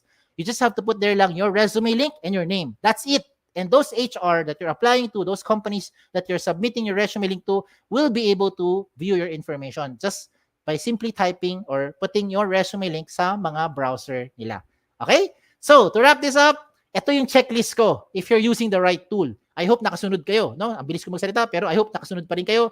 Checklist if you're using the right tool. Number 1, using the resume link, you have full control over your privacy settings. Ikaw ang bahala kung ano lalagay mo or tatago mo sa public. Ikaw may control niyan, 100%. Second reason in my checklist is that the speed of hire becomes faster. Whatever you want the HR to see, whatever the HR would like to see from you, you can easily attach it inside your portfolio or document section. Flexibility is in the sense that if you want to print it, you can print your resume link on a hard copy. 1 column or 2 column version, kayo ang bahala. And the best part is wala tong gastos. Libre po ito. Sa mga iba sa inyo na pilosopo, nagsasabi, sir, kailangan po natin ng pan-data. Yes, I agree. You need internet connection. Pero you can also be resourceful. Pwede naman connect sa libreng wifi. O, di ba? Or sa kapitbahay nyo, baka libre ang wifi, makikonnect muna tayo. Tapos later on, you can pay back. Di ba? Pag give and take lang tayo dyan. Okay? So, you can share your resume link in whatever platform you want to share it sa mga messenger, sa Viber, sa email, sa text. Sa ikaw bahala kasi ikaw nga may control kung sino bibigyan mo ng resume link mo. You don't need to save it sa mga USB or hard drive. Okay, baka mawala pa yan. Huwag mo na ilagay dyan sa mga USB or hard drive ninyo. Okay? Another thing is that wala tong issue sa compatibility. Lahat po ng gamit natin, whether Android yan or iOS, pwede po, compatible ang resume link. Okay? So shout out na lang sa lahat ng school partners natin right now. By the grace of God, we have more than 300 plus, 400 plus na ang ating mga colleges and university partners nationwide. Okay? And including your alma mater. So we're very thankful for those organizers of this event. Salamat po sa pag-imbita sa amin and to continuously educate the audience about this resume link. And it doesn't stop here. If you have friends, you have relatives that you think would be able to make good use of this tool, please share this to them and be a blessing to others. Okay? So, ito yung mga frequently asked questions. Okay? Baka lang sakali mamaya may open forum pa tayo. You can also ask those questions. Pero kung hindi, sagutin ko na yung mga tanong. Kadalasan mga tanong sa akin. Unang tanong, can I give my resume link to companies who do not know about jobs180.com? The answer is, yes. Basta alam nila eksaktong link mo. At kanino magagaling yon? Sa'yo. Ikaw magbibigay dun sa mga sino man ang gusto mo makita ng information mo. Okay? Subject, of course, to your privacy settings. Second question, is it the same as other job site? Job site kagaya na LinkedIn, JobStreet, and there's a lot of other job sites out there. The answer is, no. May dalawang pagkakaiba. Okay, so shout out lang ako sa JobStreet. Let me use them as an example. If you're using a JobStreet resume, you can only apply to companies who are also using JobStreet. If you're applying to a company who is not using JobStreet, you cannot use your JobStreet resume anymore. With your resume link, you can apply this to any type of company, any platform, pwede. Here or outside of the Philippines, pwede mo gamitin ang resume link. For as long as alam nila eksaktong link mo. Sa'yo magagaling yun. Okay? Second difference, kung nabigay mo na ang JobStreet resume mo sa isang HR, wala ka na pwedeng baguhin. Okay? At least within 30-day period, pag nag-submit ka today, in the next 30 days, you cannot edit anything anymore. Yun na doon sa HR, yun na yun. Kung ano nabigay mo, touch move na yan. With your resume link, you can change this anytime, real time. Kaya bahala kung ano gusto mo i-edit, dagdag bawas, anytime, real time, at reflected din siya real time. Okay? Next question, I think is the easiest question. Can I keep my information secured? I hope by this time, na-convince ko na kayo, ito na ang pinaka-secured na platform pagdating sa online application, ang resume link. Okay? Number 4 question, I think is the most important question. How often should I update my resume link? Gaano kadalas dapat ina-update ang ating resume link? Ang sagot dyan ay every time. Every time meron tayong binabago. Okay? Lalo na ang contact details natin. Kasi nga sabi ko nga sa inyo, binago mo lahat-lahat, gumanda na yung profile mo, pero pag hindi ka makontak ng HR, wala rin. Sayang din, di ba? So, dapat nakukontak kayo ng HR. Kaya lahat ng pwedeng paraan na makontak ka ng HR, ilagay mo dyan, including your social media handles. I recommend you put everything here. Okay? And the last question is just a trivia. Palaisipan lang po ito. Why is this called jobs180.com? Kaya siya tinawag na jobs180.com. It's because we want to turn your life around 180 degrees.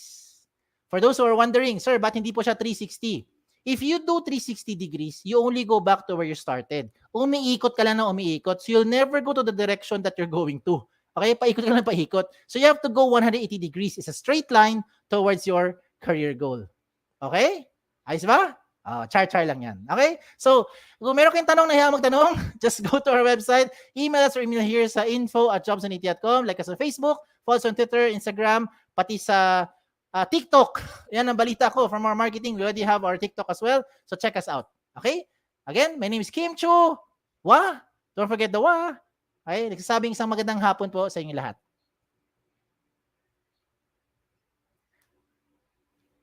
But wait, there's more. I'm going to share to you about interview tips. Ayan. Ito yung isa pang topic natin na pag-uusapan natin ngayong hapon. And allow me to share to you some of the kalokohan ng mga HR at kalokohan ng mga aplikante. Okay? So, I hope you still have time to spare and listen to the next topic. Okay? Okay, there. So, let me start this topic about interview tips. Ayan. Ano ba meron about interview tips? Dalawa po i-share ko sa inyo. Hindi lang po ito pang face-to-face, i-share ko rin po sa inyo pati yung pang virtual because nowadays, most of us are using virtual, diba? Virtual platform. Pero yung iba naman, we're slowly transitioning na rin towards the face-to-face or tawag nila the new normal or the next normal or the never normal, sabi nga nila. Okay? Okay. So ano itong mga tips na ito? Una sa lahat, before I share to you itong mga tips natin, una sa lahat is you have to do your research. Okay, please do your research. Wala naman pong limit sa dami ng kumpanya pwede mong applyan. You can apply to as many companies as you want to. And as the saying goes, lakas tira, lakas chamba. So kahit gaano karami applyan mo, walang problema. Just make sure you do one thing first. You have to research about the company. Okay, bakit ko sinabi yan? You have to know about the position you're applying for because there are times, and this happens most of the time, HR, during the interview, will ask you one simple question. And this question, nagkakabukingan na. Ano yung tanong na yan? What do you know about the company? If you did not do your research, tapos na ang boxing. Wala na. Alam na natin, knockout ka na. Hindi mo alam ang pinapasukan mo or ina-applyan mo. Sayang naman yung opportunity. That's why I always remind those students or those who are listening right now, yung mga applicants, mga job seekers, please do your research. Okay? Next reminder ko. Okay, whether this is for virtual or this is for face-to-face, it is important that you take note of the following. Lahat po ng mga details na pinapakita ko right now, hindi ko ito isa-isahin. Okay, you know what I'm showing naman. So just follow na lang. Now, paalala ko lang, hindi lang po ito pang face-to-face, pati rin po pang virtual. Applicable yan on both. Now, for virtual, you have to know about the platform that you'll be using. Because hindi natin alam, di ba? Kung face-to-face, obviously, mag-uusap lang kayo. Pero kung virtual, maraming platform eh. You might be using Skype. I don't know if you still know Skype. You might be using MS Teams, WebEx, Zoom. Yan yung isa sa mga very popular na platform. Tsaka Google Meet. O, diba? So, mali natin, baka may iba pa. FaceTime. O, diba? So, alamin natin. Okay? Let's make sure na alam natin yung platform. Okay? Now, in going to that interview, pag virtual, unahin ko muna yung virtual if you're going to the virtual setting, your gadget should be as prepared as you are. Okay? Ibig sabihin, kahit anong prepare mo, pag yung gadget mo hindi prepared, sasabit ka. Okay? Mahihirapan tayo niyan pag virtual. Okay? So, kailangan i-prepare ang gadget. Ano yung mga dapat i-prepare sa gadget natin? Okay, number one, let's make sure na yung gadget natin is working. Yan yung unang-una. Okay? Kahit luma pa yan, no problem. Luma man or pinaka-latest, ay importante, functional. Okay? Gumagana siya. So, ano yung mga things na kailangan mo i-check? Number one, you have to check your battery life. Dapat kargado. Okay? Kasi you don't want to happen is, nandun ka na sa job offer portion, tapos biglang naputulan ng nawalan ng baterya. O sayang naman opportunity. O, di ba? So you have to make sure that there's a battery life. Or kung kinakailangan, naka-plug ka talaga the entire time. Malapit ka sa saksakan. Okay? Another thing that's very important sa virtual setting is your internet connection. Kaya nga siya tinawag na virtual. Okay? Importante po, may internet. Di ba? Otherwise, it will be difficult to do the virtual. Mag-telephone interview na lang tayo pagka ganon. Okay? So, you have to find the spot sa bahay nyo, kung saan man kayo right now, whether you're working from home or working from a remote office or kung saan man, workstation, you have to find the strongest internet connection. At ang biro ko dyan is kung ang bubong ang pinakamalakas ng signal, umakyat ka na sa bubong. Make sure lang kumapit ka para hindi ka mahulog. Okay? Basta lang, make sure din ang pinakamalakas ng signal, doon ka pumuesto. Okay? Another thing that's important here is that it has to be well lit. Dapat maliwanag, no? Kita ka. Kasi isa sa mga reminder ko sa virtual is that you have to open your camera. Okay? Do not use internet kasi po mahina, naka-data po ako so I cannot open my camera. Huwag niyo pong gawin dahilan yan. Alam niyo kung bakit? Ito sasabihin ko sa inyo, sa mga nakikinig. Okay? Pati na rin po sa mga HR, and I'm sure will agree. Have you ever seen a face-to-face interview ng HR nakatakip ng nakabalot yung ulo nila ng paper bag? Nakita ka ba ng interview face-to-face na yung aplikante pumasok dun sa interview, nakabalot ng paper bag yung muka? Naka-helmet. Ayan. Sige, naka-helmet, nakasarado. Yung hindi mo nakita yung itsura. Nakita ba kayo ganung interview? Ako sa tagal ko sa HR, sa tagal ko nag-interview, I've never experienced that on a face-to-face level. And that is why I'm reminding everyone who's listening right now, in a virtual setting, you have to show yourself. Okay? If you cannot sustain that, kasi mahina data natin, mahina, of course, internet connection, dahil bulok talaga internet sa Pilipinas, wala tayong magagawa, no? Do not blame it on me. Blame it on the telcos. At mahina talaga ang internet sa atin, hindi siya dapat maging dahilan din. You have to open your camera at least for a few minutes. Maybe 2 minutes, 1 to 2 minutes. Magpakita muna kayo para at least alam ng HR na kayo talaga yung in-interview nila. Kayo talaga yon, hindi yung iba yung nakasubmit, iba yung kinakausap nila. Okay? So you have to show yourself. Now, of course, you tell the truth in sa HR. You need to make your excuses, as I call them, pag nagpakita ka na. Ma'am, okay, sir, would it be okay if I turn off my camera kasi hindi ko po masustain yung internet connection, mahina po data ko, or mabagal po talaga yung yung phone ko, pag naka-open yung cam, nagka-chop-chop po tayo, di tayo nagkakaintindihan. Ayun. Then you do that after you show yourself. Okay? And I hope those HR who are listening naman din, they also show good example to you. They also open their camera, no, whenever possible, para at least alam nyo rin sino kausap nyo. Okay? So, yan, importante. Kaya sinasabi ko, dapat well lit. Kasi binuksan mo nga yung camera mo, mukha ka namang shadow, edi wala ring sense. Dapat nakikita ka. Okay? So, dapat nakikita kayo. Okay? Another thing is that you have to make sure walang distraction. Sa background mo, walang gumugulo-gulo, walang tumatawid-tawid, walang nagkakalabit-kalabit sa inyo, or walang alam nyo, walang mga nakasampay dyan kung ano man. Okay, now, ang solution dyan, simple lang. There's a lot of virtual background right now being offered. So, yung mga online platform natin, kadalasan may mga virtual background na setting. You can just take advantage of those. Okay? Now, another thing that you also have to observe is to keep the noise very, very low. No, yung background noise natin hangga't maaari, tahimik. Okay? Minimize natin yung noise. And sa portion yan, dalawa ang tawag ko dyan. Merong controllable tsaka uncontrollable na noise. Yung controllable muna, ito yung mga tipong may kasama ka sa bahay, ang ingay-ingay, kakain sila. Pwede mo sila paunahin na. Sabi mo, guys, mauna na kayo mag-lunch kasi may interview ako later. Or pwede mo balik rin. Pwede bang kumain na muna kayo kasi meron akong interview maya-maya. O, diba? So, either way, give or take lang yan. Or sometimes, kapatid mo, maingay. No? May kasama kayo sa bahay. Yun, pwede mo patahimik muna. Bigyan mo ng candy. O kaya, suhulan mo. No? Bigyan kita popcorn. Tapata sa interview ko. O, diba? Ganyan. Alam mo na. You know what I'm saying. Now, may mga uncontrollable. Ano yung mga uncontrollable? Yan yung mga nakakainis minsan. Ay, wala tayong magawa eh. May dadaan na motor na naka-open muffler. Diba? Bilang, sa background mo, talagang sabog. Diba? Hindi mo marinig. And sometimes may mga manok na tilaok ng tilaok. Diba? Kahit tanghaling tapat, tumitilaok pa rin. Diba? Ang mahirap niyan, hindi mo manok yun. So, hindi mo pwede gawin tinola. Diba? Manok ng kapitbahay mo. So, wala ka talaga magagawa. And sometimes, HR will just make do with it. They try to understand na lang your scenario because gano'n talaga ang scenario sa virtual right now. Okay? So, we just have to give and take lang. And importante po dyan is that you have to conduct a test run. Make sure that the gadget is working, especially kung first time ito na app na gagamitin mo. At least you have to know the basic functionalities. You know where to mute it, or you know where to unmute, or to open the cam, or stop or send a message. Alam mo yun, para hindi ka naman nangangapa pagdating doon sa interview, di ba? Alam mo na yung sinasabi ko. So you have to do a test run. Okay? Now, first impression counts. Do not be late and do not be on time. Obviously, when you're late, face-to-face man yan, or virtual, you will lose the opportunity. I've learned my lesson several times because of, me being late sa isang interview. And sad to say, kahit na anong galing mo or anong tingin mong qualified ka sa position, if you are not able to make it on time or alam mo na, late ka in short, wala kang dahilan, 'di ba? All the reasons are against you. O diba, doon pa lang sa simula, first impression, sabit ka na. So never be late, okay? And do not be on time din. Huwag naman sakto-sakto lang sa oras. Halimbawa, interview mo 2 o'clock ng hapon, huwag ka naman nakakonect na ng 9 o'clock pa lang na umaga. Nag-aalmusal pa lang lahat, nakakonect ka na virtually. Or face-to-face, lalo na. Diba? Huwag naman ganun. No? So, mga 10 to 15 minutes, no? Pwede na para you can prepare. You connect kapag virtual and be there physically mga 15 or 10 minutes earlier. Okay? Now, another thing to remind you, ito yung mga kalokohan ng mga aplikante. So, pasintabi po sa matatamaan. Okay? Pagdating sa pananamit, ano ba dapat suotin natin pag pupunta sa interview? Una sa lahat, you don't want to wear something that the HR will remember you because of what you're wearing. You want the HR to remember you because of your performance in your interview, not because of your outfit of the day.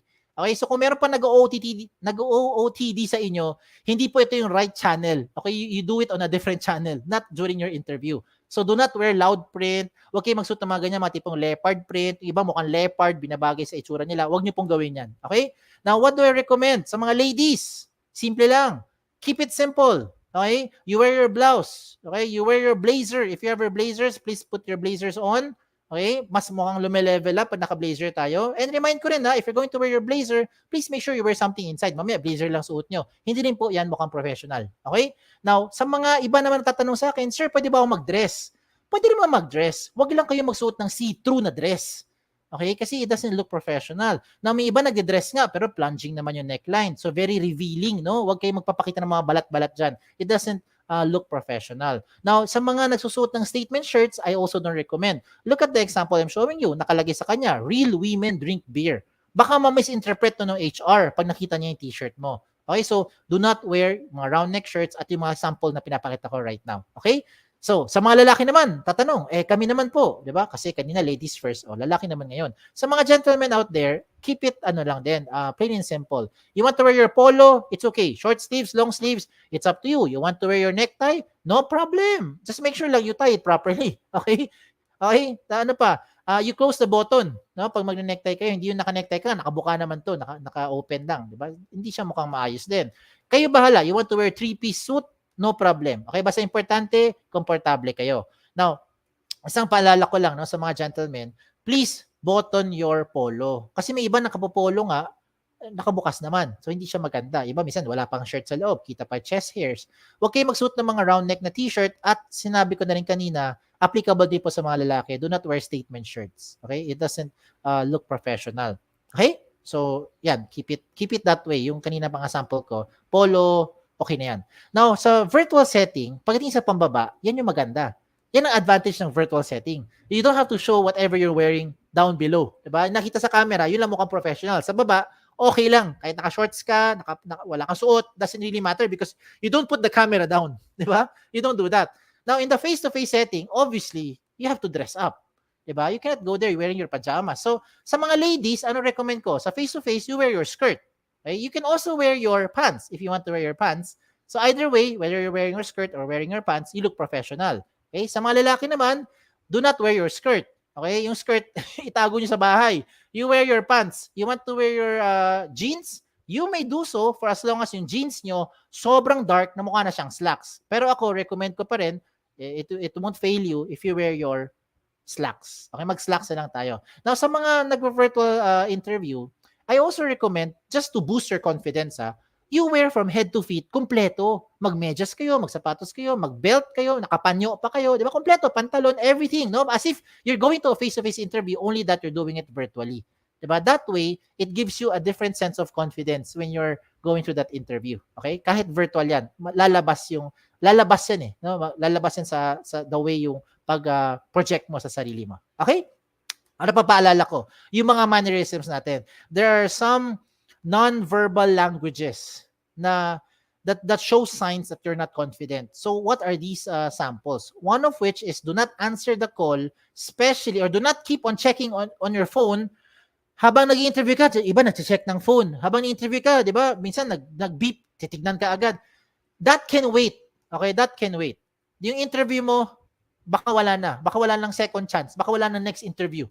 Diba? So, you better respect the time of the HR as well. Unless it's a matter of life and death situation, the HR will understand. You answer the call. Other than that, hindi. Huwag nyo na sagutin yung tawag na yan. Okay? Do not slouch. Okay? You have to show good posture. Lalo na sa virtual setting, I've encountered several applicants because they feel so at home. Diba? Sa bahay tayo chill, chillax. Ano nangyayari? Iba na sa sofa. May iba na interview ko, nakahiga pa sa kama. Bubuksan nga yung camera. Nakahiga talaga. As in, chill na chill eh. Diba? So, minsan, kasi nga, dahil nadala na tayo sa gitong scenario na sa virtual setting, we oftentimes are carried away na nakalimutan na natin yung mga guidelines. So, I'm reminding you, okay? You have to show good posture, no? Pag kayo ay nasa interview. Lalo na kung face-to-face. Huwag kang lalamya-lamya. Huwag yung tipong parang aantok-antok na walang energy pagkausap mo yung HR. Diba? So, tandaan nyo, marami mga ibang applicant din pwede i-consider na mas may energy para compare sa inyo. So, you have to, you know what I'm saying? You have to keep it up, no? Keep it up, okay? Ano pa? Fidgeting. Yung mga fidgeting, ito yung kuyakoy. Sa mga hindi na gets ang fidgeting, kuyakoy. Diba? May ibang tao kumukuyakoy eh. Sa face-to-face, obviously, kitang-kita yan kung kumukuyakoy ka. Diba? Sa virtual, kahit hindi nakita yung legs nyo, hindi nakita yung paan yung kumukuyakoy, yung buong katawan mo naman gumagalaw, eh ganun din, di ba? Kita rin yan. Okay? Nag-reflect din yan. So, do not fidget. Okay? Huwag kayong kukuya-kuyakoy dyan. May iba naman, ibang mga aplikante naman, na distract sila sa mga buhok nila. So, you have to fix your hair. Especially your bangs. Those ladies who are listening, sometimes, no, konting hangin lang, ano gagawin? Aayusin yung bangs. Di ba? Gaganunin. Hahawiin. Every few seconds, hahawiin. Eh, nakabangs nga yan eh, di ba? Huwag mo na hawiin. Nagpabangs ka pa. Di ba? So, yan ang binibiro ko parate. You have to make sure plansado. Di ba? Put your wax, put your gel sa mga lalaki. Or if you have your headband, kung wala kang headband, gamitin mo tong headset. Gamitin mo as a headband, ipitin mo para hindi nagugulo-gulo yung mga hair nyo. Okay? Because it's also distracting pag may kausap ka. Okay? Ano pa? Playing with your stuff. May ibang mga aplikante, hindi ko alam for some reason, ang hilig kumatkot at kumalikot ng mga kung anong gamit. Diba? May iba, kadalasan, ballpen. I see them, whether face-to-face or virtual, they play with their pen. Well, for virtual, matatago mo kasi habang ginagano mo, ini-LC mo, pwede mo itaguin eh. Diba? Hindi nakikita sa camera. Pero yung pag-tik-tik ng ballpen, kahit saan mo itago yan, kahit hindi nakikita yan sa camera, naririnig yan. And it's so distracting. Okay, so do not do those things that I'm showing you. Those are not good examples. Okay, it's a sign that you're not confident. Another one pa is lack of eye contact. Some of you are wondering. Diba? Obviously, kung face-to-face, tumingin ka sa kausap mo. Huwag ka lilingon-lingon kung saan-saan. Baka pagkamala ka may third eye. Diba? Huwag ka tumingin kung saan-saan. Diba? So, pagdating sa virtual, how do you now maintain eye contact? You look at the lens of the camera. Ganon yun. Okay? Siyempre, may assumption is you open your cam, di ba? And you look at the lens of the camera. Because this is how you are able to connect to the person you're talking to. Imagine me talking to you, pero kaganyan ako. O, di ba? Mga guys, nag-gets yung mga sinasabi ko. O, di ba? Iba yung feeling eh. Compared to me looking at you, although I'm not sure if you're looking at me, but right now, I'm sure I'm looking at you. Di ba? Oh, we connect. O, yan yun. Di ba? Kaya nga eye contact. Okay? So, yan. Ano pa? Ano pa papaalala ko? So, ito yung mga kalokohan ng mga aplikante. This time around, I will share with you kalokohan naman ng mga HR. Okay? So, if you want to learn more, ito na yung mga next. Interview questions. Pagdating sa interview questions, sigurado ko one of these questions I'm showing you will be asked during the next interview ninyo. I'm very confident one of these questions will come out. So, what do I recommend? You either write this down, take a picture, or you try to memorize them because these questions, not the answer, memorize the questions because these are the questions that will probably be asked sa inyo. Ba't ko nasabi yan? Lalo na yung unang tanong, it never go out of fashion. Never na nalaos yan tanong na yan. Panahon ng mga lolo natin, mga lola natin, tinatanong na yan, tell me something about yourself. Panahon ng mga apo natin, pati mga apo sa tuhod natin, tatanungin pa rin yan pagdating sa interview. Okay? Kung sakali, meron pang interview by the time, face-to-face or virtual or whatever platform, tatanungin pa rin yan. Okay? Ano yung tanong? Tell me something about yourself. So what do? You prepare. Okay? You prepare your a few liners on telling something about yourself that is not in your resume, nor in your resume link. Something that will, make them interested or get them to know more about you. Okay? Next question, what can you contribute to the company? Huwag kang magulat. Okay, hindi to ambagan session, hindi to fundraising. They're asking you contribution in terms of your skills. Okay, in terms of your skills to the qualifications that they're looking for. Yan ang tinatanong nila dyan. Why are you applying for this position? Ano recommend ko dyan? Tell them the truth. Why are you applying for the position? Is it because malapit yung company sa bahay mo? Sabihin mo yung totoo. Kasi kapitbahay ko lang po kayo, ma'am. Hindi ako malilate. Tapos pag lunch break, uwi lang ako, tipid pa. O, di ba? Ganon. Pwede, di ba? Hindi ako malilate kasi pagising ko, 5 minutes, tatawid ako, time in na ako kagad. O, di ba? You tell them the truth if that is the reason why you're applying for that position.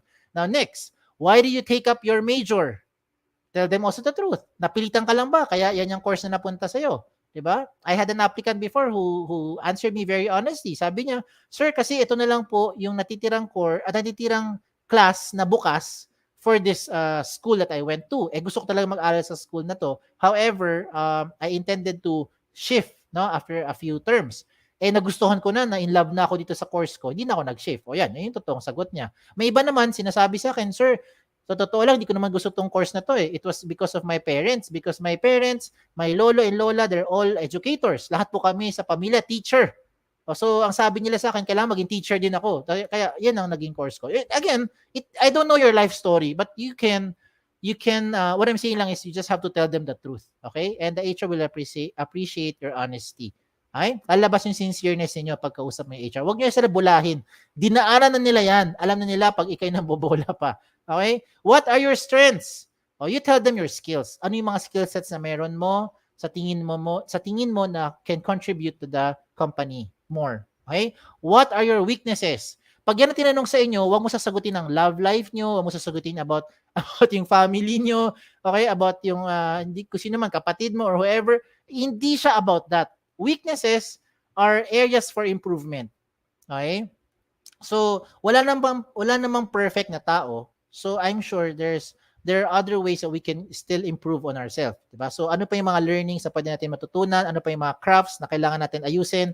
These are the answers to that question. What are your weaknesses? Okay? And again, tell them the truth. Okay, huwag ka sasagot ng wala na po akong weakness. Nox, perfect ka na. Tapos na po interview natin. Next applicant na po. Di ba ganun lang yan? Okay? What other companies have you applied to? Also tell them the truth because they wanted to check lang or gauge why are you applying to them. Sample lang to ha. Again, I will just mention these companies pero wala naman ako sinusolicit. Sample lang. You're applying to. Sasabihin mo, the companies I applied to are the following. I applied to Metrobank, Citibank, China Bank, East West Bank. Lahat RCBC. Ayan, sample, no? Nag-apply ako sa mga yan. Baka magulat yung ina-apply mo. Sabi niya, why are you applying here in Toyota? Di ba? Lahat na ina-apply mo, bangko. Tapos ngayon, ina-apply mo dito, car manufacturing company. O di ba parang, ano connect? O di ba? You tell them.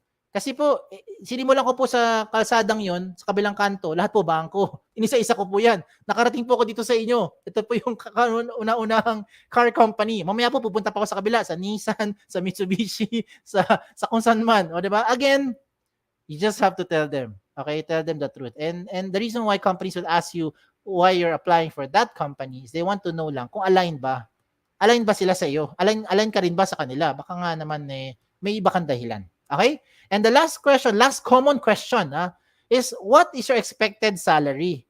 Pagdating sa tanong na yan, ang dami mga aplikante biglang nabibingi. Bigla na lang, wow! Bigla na lang, ano raw? Ha? Parang may patumpik-tumpik pa, may papetiks-petiks pa. Tinatanong lang kayo kung ano expected salary nyo. Ano gagawin mo? Sagutin mo ng totoo. Give them a straightforward answer. Give them a number and give them a range. Make sure lang that the range is a realistic range. Okay? Medyo grounded. If I use the word grounding lang, be grounded din. Maging realistic tayo. Halimbawa lang, I'll give an example. But then again, pasintabi lang po, I don't know the standards in your respective town or respective location right now, whoever is listening. Ang sinasabi ko lang is sample lang po. No? Tinanong kayo, what is your expected salary? You can answer like this, sample lang. As a fresh graduate, I expect to get, sample lang I expect to get 10 to 12,000. 12 to 15,000, 15 to 18,000, 18 to 20,000, 20 to 25,000, 25 to 30,000, 30 to 40,000. O yan. Diba? You're giving them a realistic range. As you go up the number, you're also adjusting your range. Huwag ka magbabaton ng range na out of this world. Tipo tinanong ka, what is your expected salary? As a fresh graduate, I expect to get 10 to 75,000. Diba? Baka magulat yung HR sa'yo, saan ang galing range na yan? Diba? So, you know what I'm saying. So, just tell them the truth. Okay? Now, Bakit ko yan sinasabi sa inyo? Ang assumption ko, nag-research ka na. Before you even go to that portion na tatanungin ka ng what is your expected salary, nag-apply ka eh. And before you even apply, ano yung unang pinaalala ko sa inyo?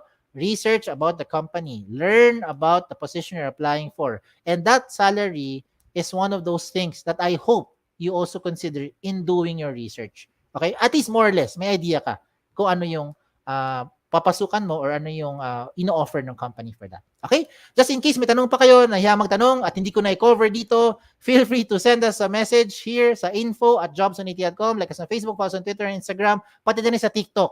Okay? Again, my name is Kim Chu. Don't forget yung nagsasabing isang magandang araw po sa inyo lahat. Thank you. Thank you. Thank you for that, Sir Kim. So to our audience, may we please open questions. So if you have questions for Sir Kim, pakilagay lang po sa comment section natin. So I'll go first, sir. First question. Pwede po bang mag-apply overseas using link? Using the ResumeLink, you can apply this to anywhere. Kahit sa ibang planeta. Just in case you get lost in other planet, pwede. Okay? Again, joking aside, basta may internet connection po, pwede. At alam nung ina-applyan nyo yung ResumeLink nyo, pwede mo siya gamitin. Okay, yan ang importante. What they will see when they type it in the browser, whether Google Chrome, Firefox, Android, whatever they're using, is your ResumeLink privacy settings na in public. Yung naka-public settings nyo. Okay, so you also can control that and change it or update it real time. Okay? Are those jobs posted po sa website ni Jobs 180? Oh,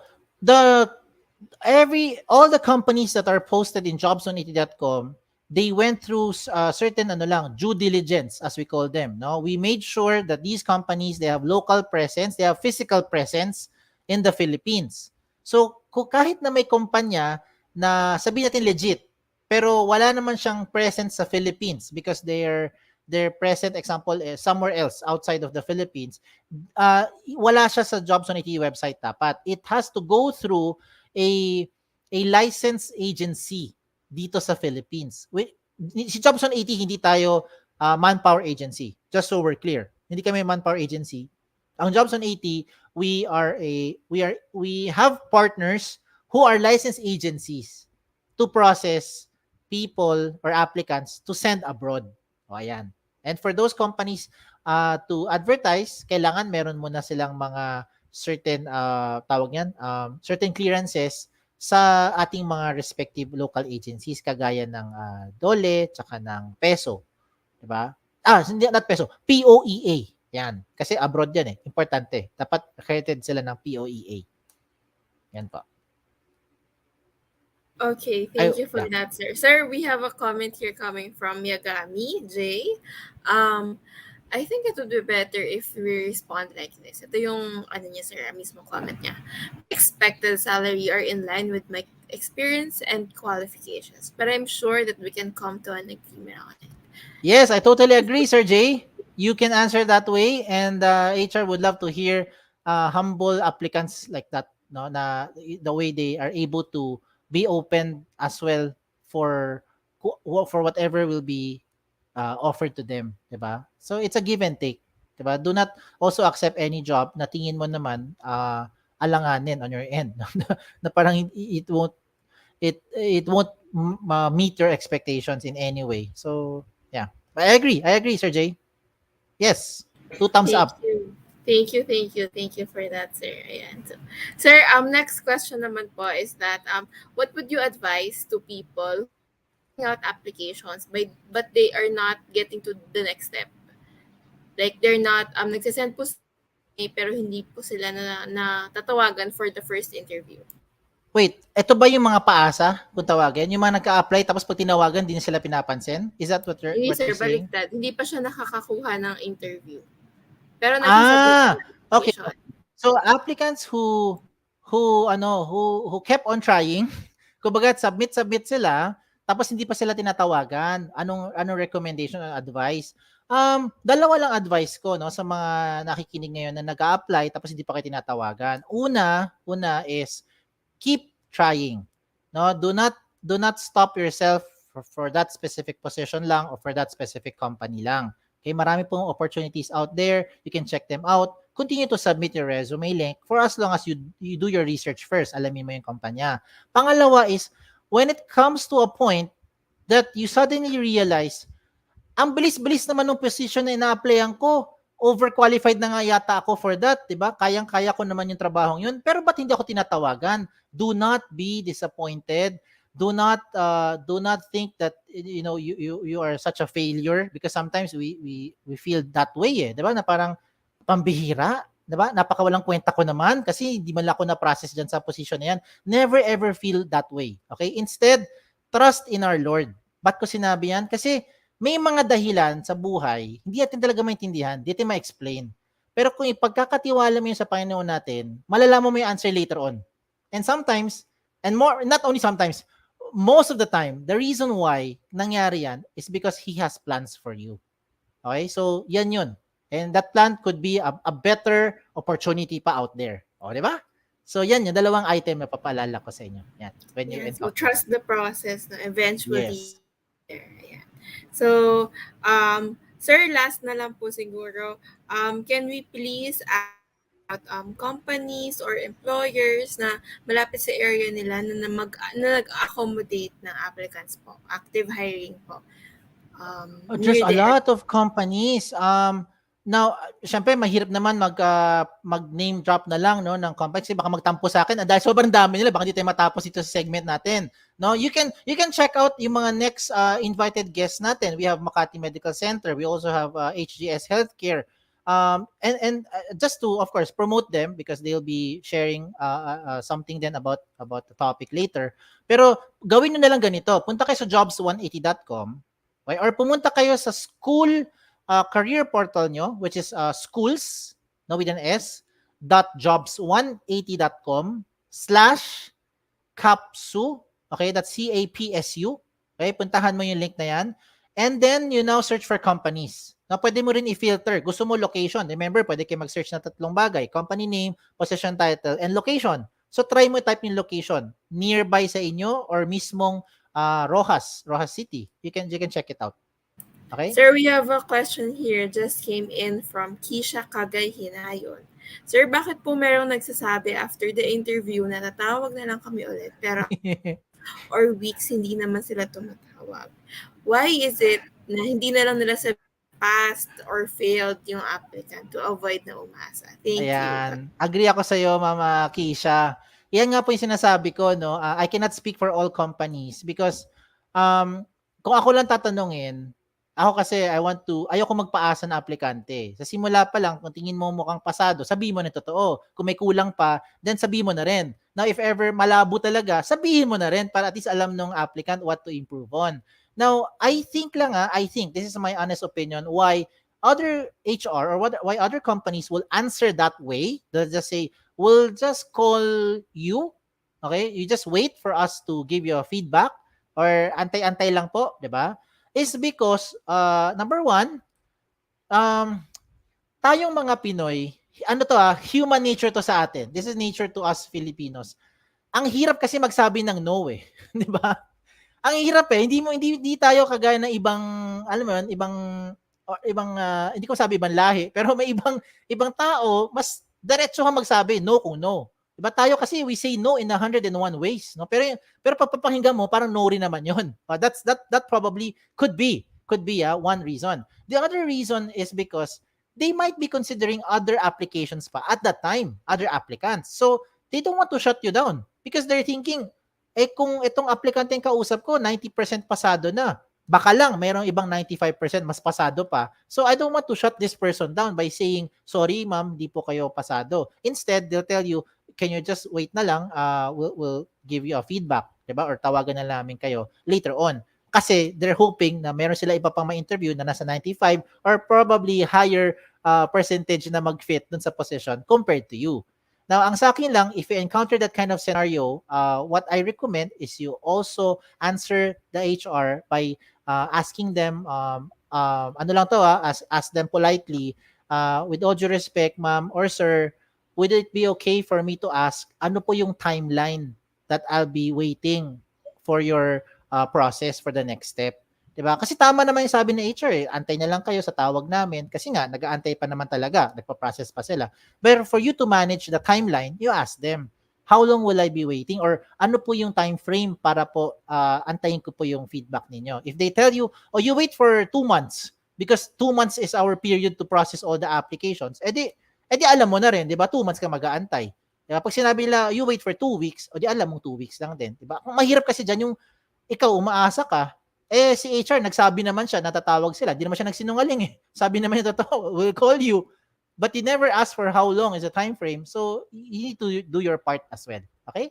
So I hope naintindihan niyo yung pagka-explain ko. And ask politely. Okay? Very important yan. Okay? Meron pang isa dito, sir. Sige pa.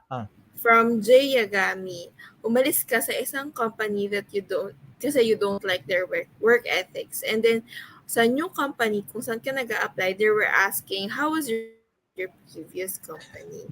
How will you respond properly? I was thinking that they might think in the future you can leave them and do the same thing with your With the previous previous company. Yes. Alam mo, isang lesson dyan, Sir Jay, and everyone who's listening is do not burn bridges. Okay? Hindi ko alam kung narinig yung kasabihan na in short, whatever has happened in the past, okay, let it be a lesson. Wag mo siya gawing, wag ka mag-backstab, no? Wag mo nang kung ano na pinagsasabi mo doon sa previous company mo because definitely the HR will be thinking that way, no? Kung sinisira-siraan mo yung kumpanya mo na previous company mo na before, and then later on when you move to a different company, probably kami naman yung sisira-siraan mo rin, di ba? Parang ganun siya. So, instead, maybe on how you can position that is to tell them that yung work ethic mo hindi align dun sa company values or company work ethic.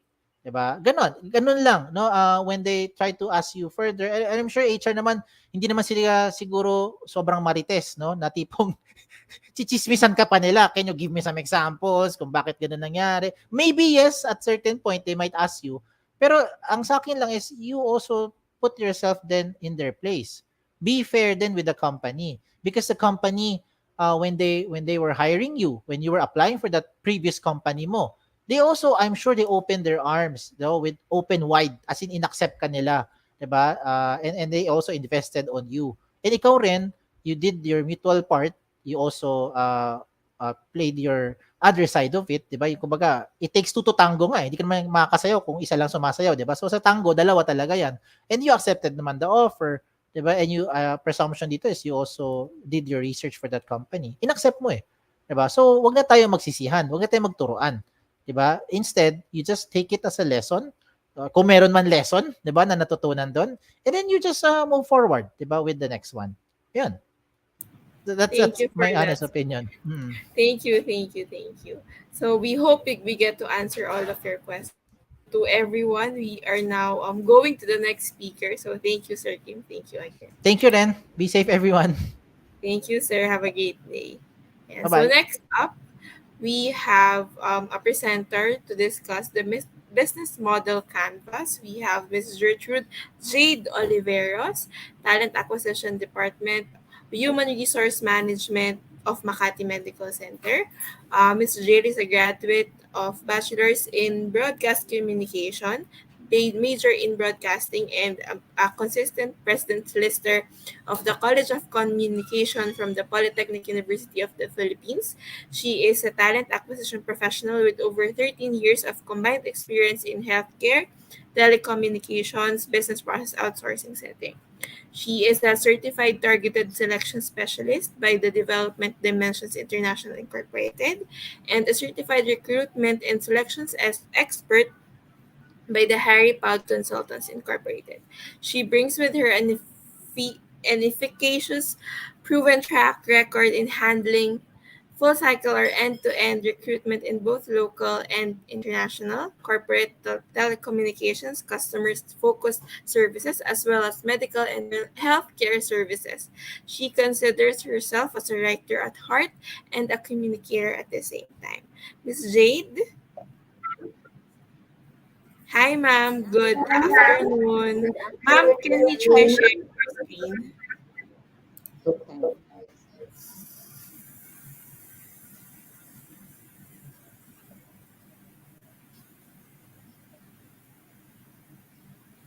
So to our audience, if you have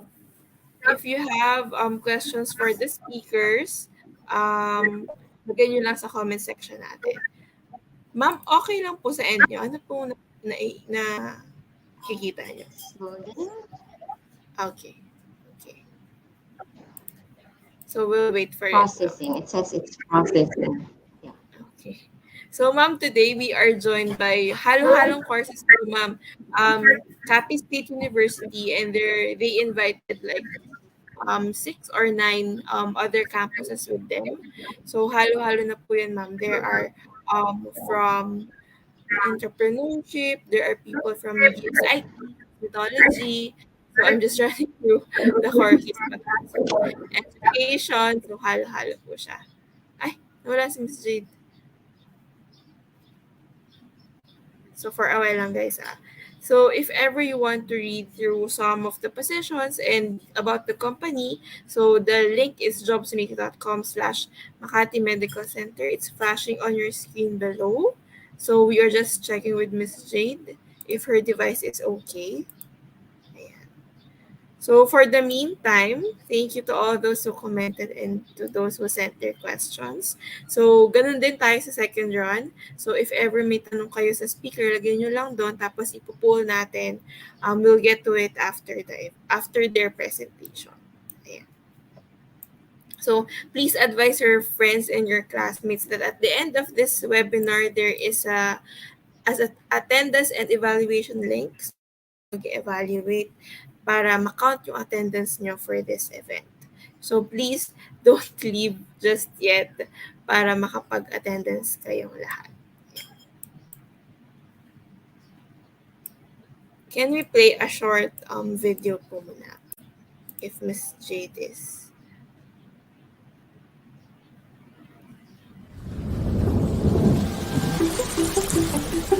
Change.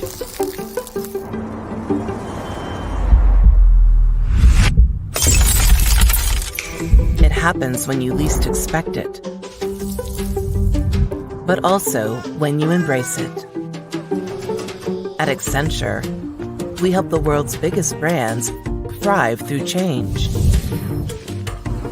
Our people combine technology and creativity, expertise and experience, learning and collaboration, passion and purpose to make a difference for our clients, their customers, our company, and our communities.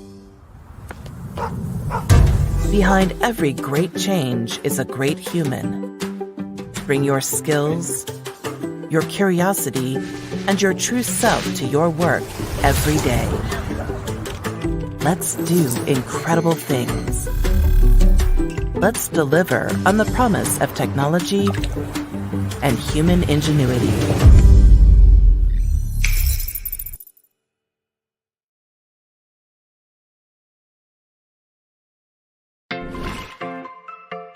Hello, I'm Vixie, the automated recruitment assistant of VXI Philippines. Do you want to know how to jumpstart an awesome career? Join VXI and be part of the International ICT Award 2019's Best Employer of the Year finalist, Best Company of the Year, Best Contact Center, Most Innovative Company of the Year for 2 years, Hall of Fame for Best Contact Center and BPO Company of the Year for 2017, 2018, and 2019.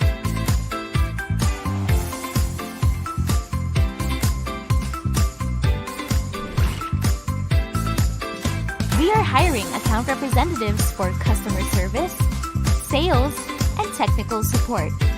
Find us in a site near you.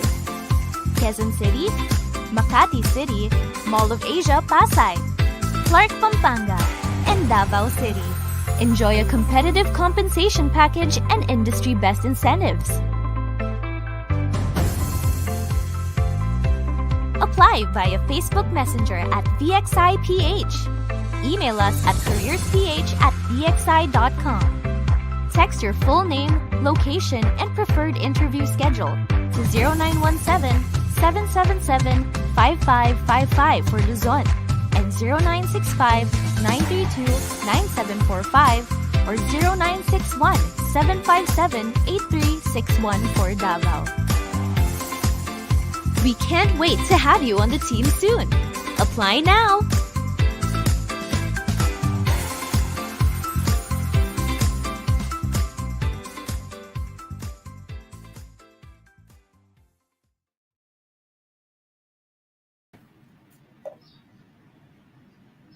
Can we try again? Hi. Good afternoon again. What happened? It says here processing earlier. Pero nag-load po yung deck on your end. I think so. Nawala na siya. It used to be thinking earlier than... Or I'll repeat it. Should I repeat it? Sige, ma'am. Reshare lang po ulit.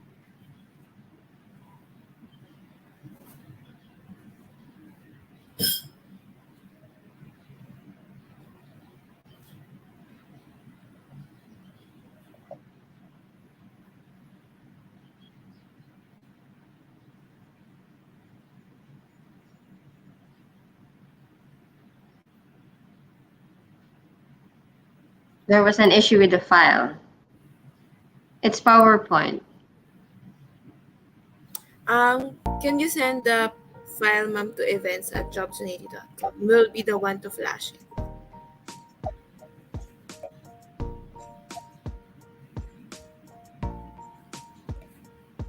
Or should I save it PowerPoint? No. Should I save via PDF? Kahit ano, ma'am. So to upload, so that I'll be the one to send.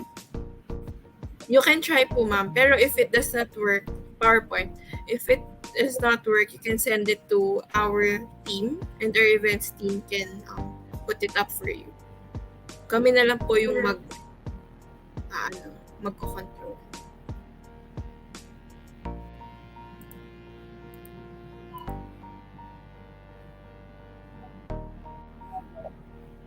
To our audience, apologies. We are trying to fix it. Please hold on. Let's do another round of videos.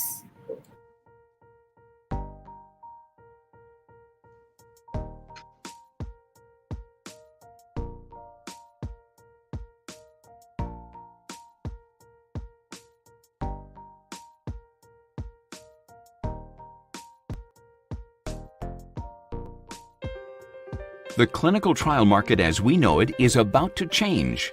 We're revolutionizing the current state aligned to disparate, slow, and often manual processes.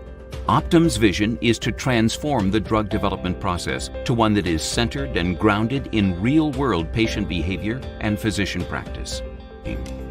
Optum's ability to access this unique network and fold in the strongest data and analytics expertise will enable us to jointly bring life-saving drugs to the patients who need it most. Join us in this partnership to bring our shared vision for real-time, real-world healthcare research for real patients.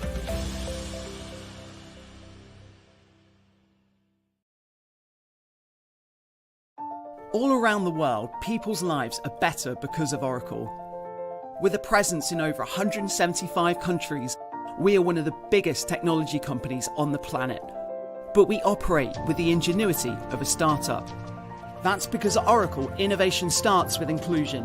When everyone's voice is heard and valued, we are inspired to go beyond what's been done before. Like the world's first autonomous database, the most exciting chapter in the cloud revolution to date. Our self-driving technology is empowering researchers to discover the secrets of our universe and helping the world's leading companies to reimagine what it means to innovate. We are a team of tech enthusiasts who love what we do, and it shows. Whether we're using AI to connect cancer patients to life-saving clinical trials, blockchain to make sure huge cargo ships don't get stranded at sea, or Oracle Cloud to save endangered species from extinction, we take pride in the knowledge that we are making the world a better place. Life at Oracle is designed to bring out the best in you. We don't think your life should be on hold from Monday to Friday. Here, flexible working gives you the freedom to do things your way. Join us and we will give you the support and the skills to write your own success story.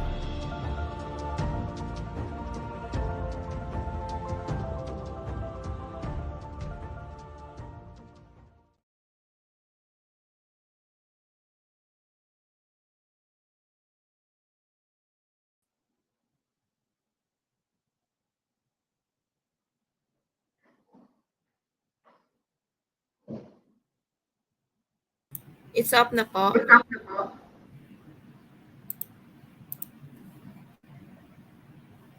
Can you see it, ma'am, on your end?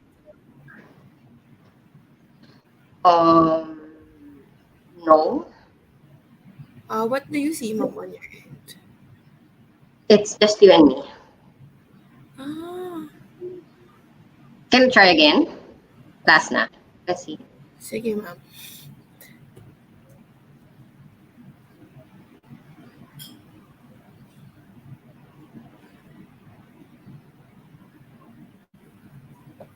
To everyone on StreamYard, again, if you're watching on StreamYard, to the students, you're not supposed to be here. Please go to facebook.com/jobsand80 or youtube.com/jobsand80. Dun kayo pwede mag-attend. Ayun. So if you're a student and you're watching on StreamYard, you're at the wrong place. Please move to facebook.com/jobsand80. Ma'am, nakita ko na po. Kayo po ba ito? Ayan. So, okay na kayo, ma'am. Can we try moving some slides? Sorry? Can we try, yan. Okay na, ma'am. Gumagalaw siya. Okay po. Sige, ma'am. I'll leave it to it po. Thank you, ma'am. All right. So, good afternoon, everyone. Magandang hapon. So, my name is Jertrude Oliveros. I am from Makati Medical Center.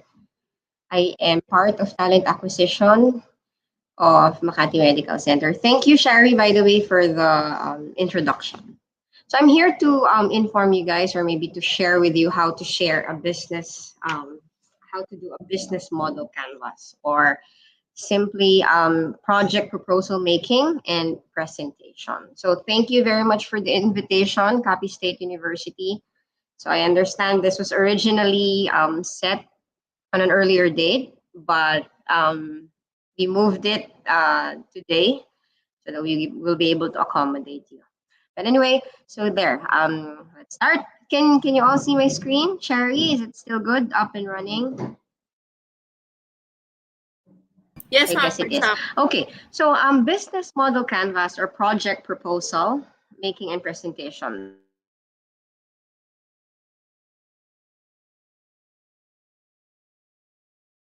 So of course, we have to define what a new project idea. Its main purpose is to communicate the idea and what is needed to make it happen. So normally we do project proposals because we want to improve something, or maybe we want to update something, we want to change something, and sometimes we propose something so that we'll be able to do better than before. So ideally, a proposal or a project proposal is a new idea. It's a fresh idea to improve something. Okay. So it includes normally a title page. We have to define the goals and objectives of the proposal. Of course, the problem and the solution, or rather, what needs to be improved, or and then the solution, the timeline, the calendar of activities, how we want to do it, how long do we want to do it, and of course, the project summary or the completion of the project. Okay, so let's start. So we just have a few steps here, roughly 5 steps on doing on writing proposals, and also a few other steps in presenting the proposals. Okay, all right. So step 1.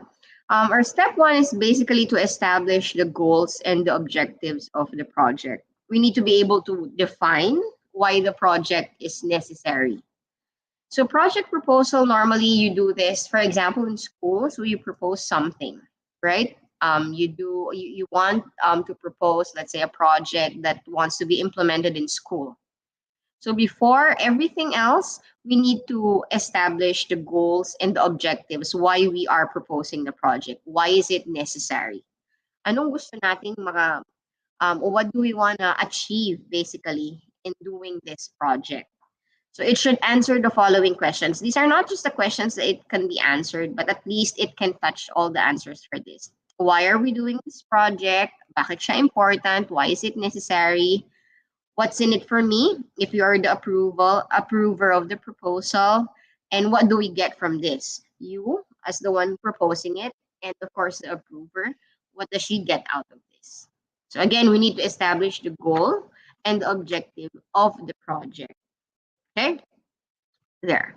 Step 2, we need, after identifying and defining the goals and the objectives, now we need to identify the problems or the stumbling blocks. Okay? So, hindi naman natin kailangan improve ang something if ang perfect na niya, right? So, definitely there should be something that needs to be improved. That's why we need, or roughly that's the problem, or that's the problem statement. We need to improve this or something, or the stumbling blocks. So once ma-identify na natin what the problems are, then we can move forward. So since the problem statement normally comes at the start of your proposal, it plays a very vital role in any project proposal. It must be strong, but not exaggerated. So when we say strong, yung makita pa lang yung mag-approve na, ito pala yung dapat natin i-update, or ito yung dapat nating pagandahin. So alam na niya na doon yung kailangan nating focus. That's where we need to highlight. Yun yung kailangan nating improve. But we don't need to sound very exaggerated na sobrang ang lala-lala ng problem, because hindi rin siya magkakaroon ng magandang effect. So again, it should be strong, but make sure that it's not exaggerated. Okay? So we need to define the problem. So it should answer questions like this. Why this issue a problem? What should change? How should change? And who should be involved in? So syempre, why? The first question is why. Why is this issue a problem? So bakit natin kailangan i-update to? Bakit natin kailangan ng bagong proposal? Para malaman natin kung anong impact ng project proposal sa atin. Bakit? Then what should change? Ano yon? So if, for example, we already have an existing project or an existing proposal, bakit natin kailangan i-improve? It used to be working naman, so bakit natin siya ngayon kailangan i-improve? How should change? Paano natin siya babaguhin? Paano natin siya i-improve? And syempre, sino yung mga kailangan involved? So it should answer questions like this. Not all, but basically, more likely, it touches the answers to these questions. Okay? Step 3. So after identifying the goal and the objective, after knowing what the problem is, of course, for every proposal, that's equivalent to a possible solution that we are introducing. So step 3 is to introduce the possible solutions or the building blocks. Kanina, we have stumbling blocks, but now we have the building blocks. So step by step, and enumerate the project resources. So for every problem, hindi naman pwedeng puro problem lang yung i-highlight natin. Of course, more than the problem, we need to highlight what the possible solutions are para hindi na nila iisipin kung paano gagawin at saka para i-approve nila yung project proposal. So it should be step by step. I-run down natin kung ano yung mga possible solutions dun sa proposal natin and enumerate the project resources. So it should answer the following questions. How is this beneficial? How will this solve the problem or the problem statement? What do we get from this? Where do we get the resources? Ano natin to gagawin? So normally, if you're on this phase already, the questions that your proposal should be answering would be the how questions. Paano? Paano to gagawin? Paano to magmamaterialize? Paano masosolve? So it's the how questions were answered in every possible solution. There are no right or wrong answers for every proposal when you're on this phase already, because these are just possible solutions. Proposal to kung ano yung, this is how we can solve the, the problem that we stated earlier. So again, the problem should be strong but not exaggerated. But of course, the solution should be able to answer that problem or to address that problem na ni-raise natin. Of course, ang ironic naman, no, ito yung problem, then iba yung propose, yung solution natin suggests another thing, or it answers another question. So dapat yung possible solution natin or yung building blocks natin should be able to answer and address our problems or the stumbling blocks. Okay? So potential key benefits of a project. So for example, no, so since we should be answering the how questions, ito yung possible na pwede nating matouch when we answer the question, the how questions natin. So pwede siyang maging increase sa profit, kaya natin to gagawin, kaya that's why we're suggesting this. It should maybe lower cost expense. It might introduce a new product in the market. It might give more satisfaction to our clients. Better brand awareness. It gives more leads to us. It provides improved efficiency, better retention rates, among others. So every time we suggest a solution or a building block, we should highlight the benefits. Kung anong makukuha natin out of this if we propose this, if we do this, and if this gets approved. So we do not highlight just the problems alone, but we also give them solutions, how we will be able to solve the problems or yung mga challenges natin at the present time. So the benefits are always a big factor in everything. Kasi hindi mo naman gagawin yung something kung hindi siya magbe-benefit ng kahit ano. So highlight natin always the benefits, the good points, of course. Then step 4. So after identifying the goals, the problem, the solution, of course, here we'll go with the timeline and the outline of the possible schedule of activities of the project. So timeline and outline are yung calendar of activities natin. So kasama sa timeline is by the time we start everything. So kasama sa kanya yung pagpa-plan pa lang natin, identifying the goal, making this proposal, getting approval from the proposal, lahat kasama. So it's end-to-end from the time na mag-start tayo hanggang sa dulo. The timeline, baka you might be thinking hindi pa siya, you cannot say how long will it be. So it's okay, it's just a timeline anyway. So kung hindi pa sure, maybe a rough estimate will be fine. Sabihin natin, 1 month or 30 days roughly. It's still subject for approval. Then we can just revise the timeline if it's there already. But we need to make sure that step by step, naka-rundown yan, and it's there already. Yung timeline of activities natin, like how long, how many days will it run, how many more months do we need to come up with it. We can just change it along the way as it progresses, as the project progresses. So of course, time is very important. It's always of the essence, and it's best to highlight the start and the end date of the project.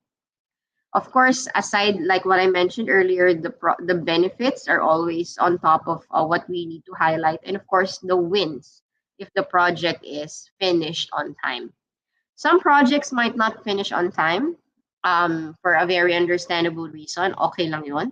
But of course, i-highlight natin when we propose on something na if we reach our target timeline na matapos ng ganitong araw, ito yung benefits, additional benefits that we'll be able to address and will be able to have. So again, time is always important. So we need to make sure that we follow the timelines and the schedules accordingly. Not because nagmamadali lang tayo or what, but of course, dahil gusto natin na we respect other people's time also, and we follow a systematic guide. Kaya nga natin ito ginagawa, itong outline, yung calendar of activities natin. Okay? And then the last step in writing a project proposal is once we're done identifying all the details of the project, it's time to prepare the summary. So kung ikaw yung approver, you wouldn't want to like read maybe 20 pages just for a proposal, right? So if you're the approver, you would want to see a summary, like ano nang nangyari, ano yung step 1, 2, 3, 4, 5 na nagawa mo para ma-approve mo siya. So the idea of this is to be able to summarize in one page, kung kaya, all the proposal in a way that an executive can grasp the overall scope of the project.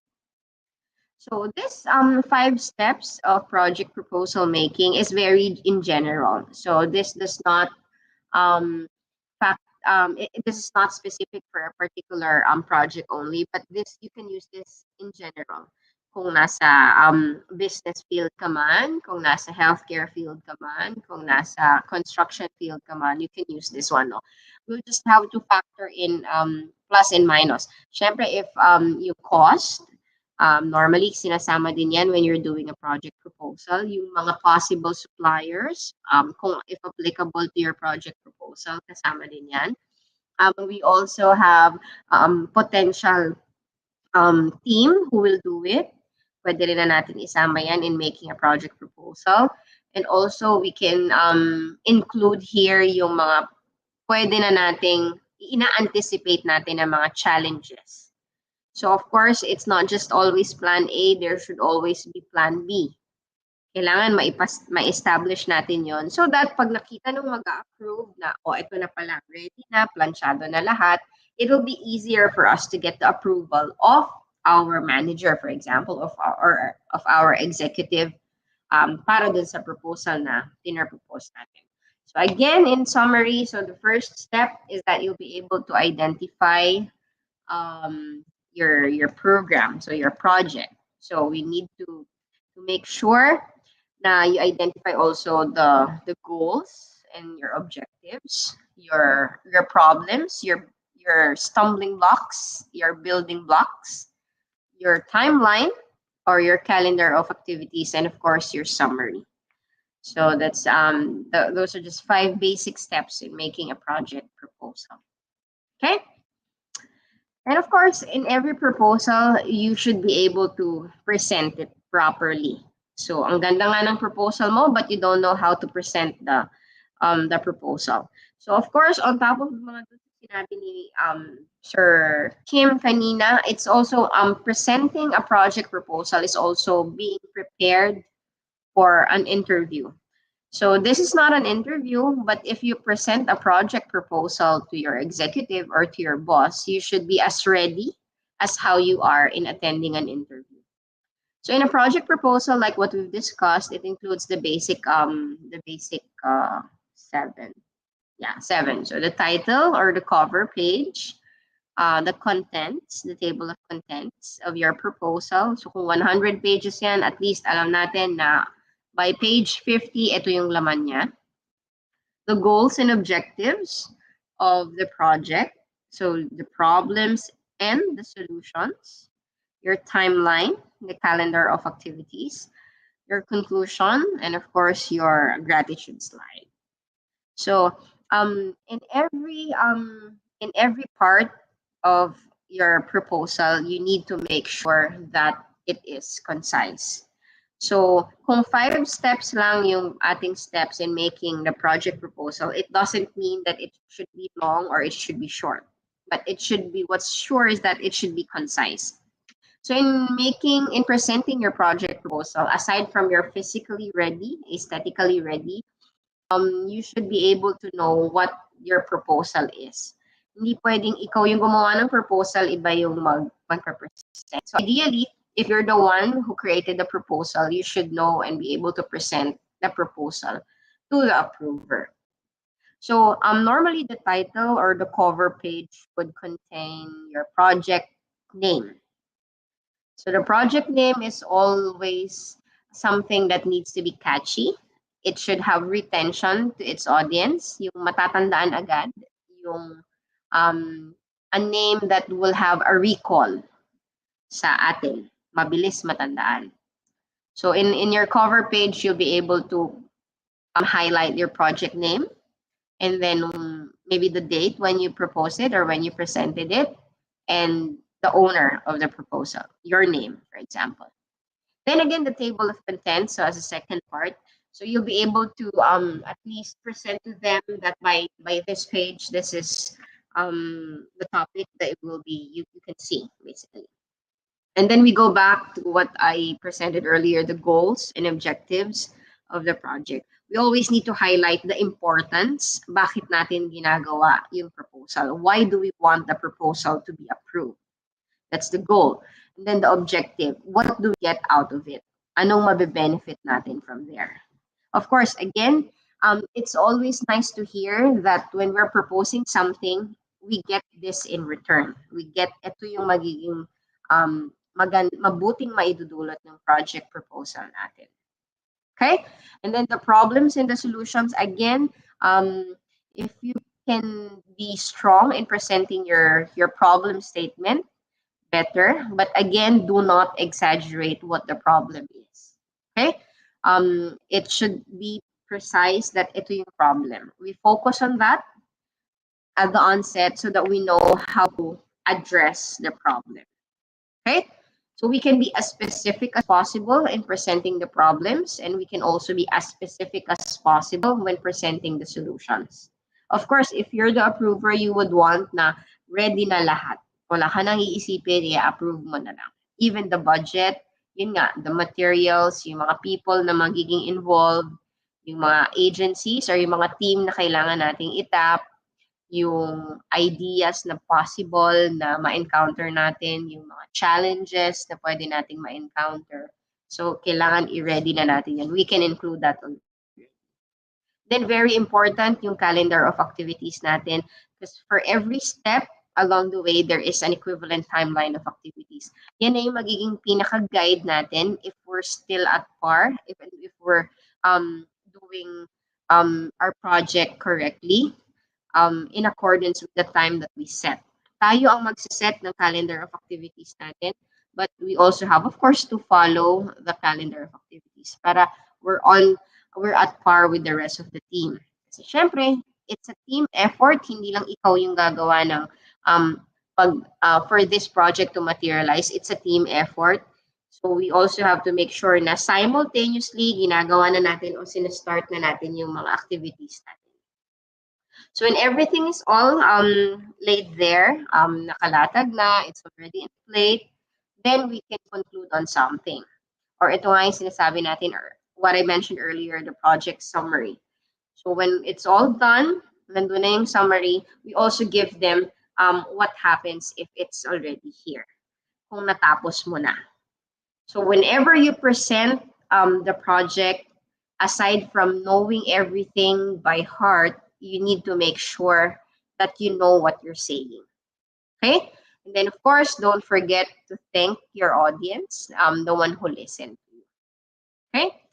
So a few other tips na gusto kong i-share sa inyo whenever you present a project proposal. Like what I said, you know the proposal by heart.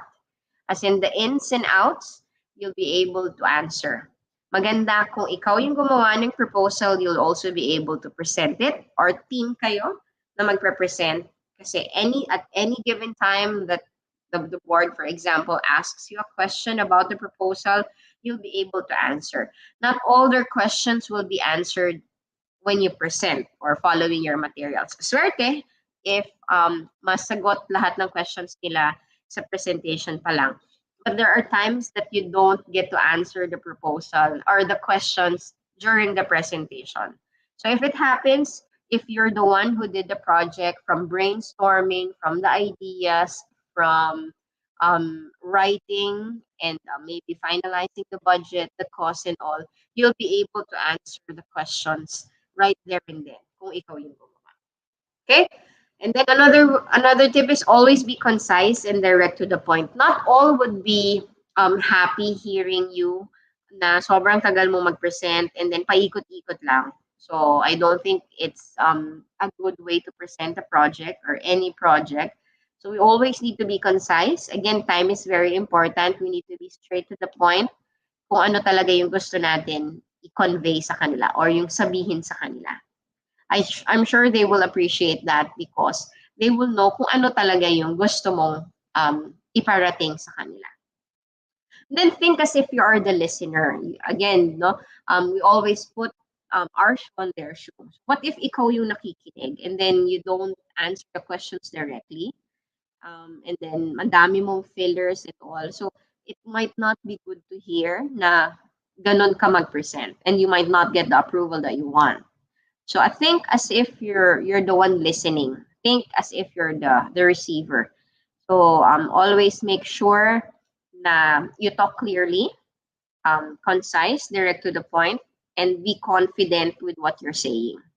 The key to getting your approval is that you know how to present it properly and you're confident with what you're saying. Not all projects are perfect. Definitely merong something questionable dyan, no?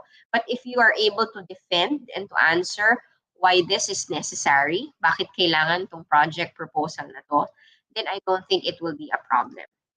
Okay?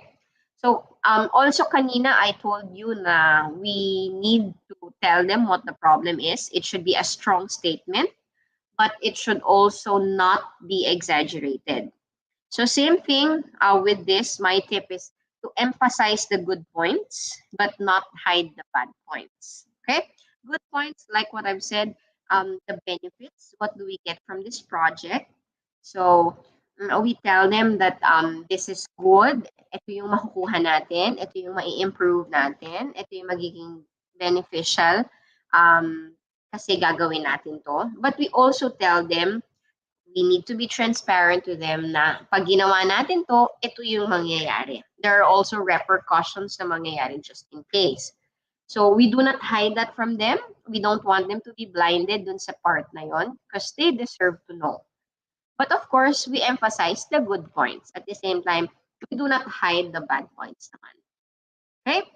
Then yon, be open to possible suggestions. Kasi again, there's no perfect project and as a presenter, syempre we would want to acknowledge yung mga magiging suggestions ng approvers natin. Now, we can of course incorporate dun sa magiging project natin pag magmamaterialize sila. And then of course, always smile and be optimistic na ma-approve yung project proposal natin. So there. It pays to ask around. So for example, in every project na gagawin natin, may possibility na hindi natin alam lahat. So asking around, asking your seniors maybe would be, or researching would be a very good help para dun sa magiging project proposal nyo when you're writing it and more so when you're presenting it. Always look neat and always look and be confident in every time you present your project proposal. Para ako, for example, as the approver, I will not doubt na i-approve yung proposal nyo. Kasi I know na from end to end, alam nyo yung ginagawa. So, there. If in case you have questions na, or if you want to reach out to Makatimed, so makatimed.net.ph, recruitment@makatimed.net.ph if you have questions. Thank you.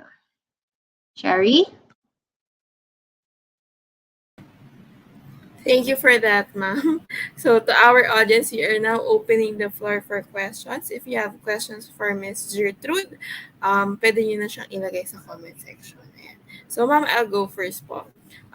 What are the things that we have to, yung mga dapat natin i-expect, ma'am, once we submitted this proposal, if ever po na it did not fit the requirements that was being asked?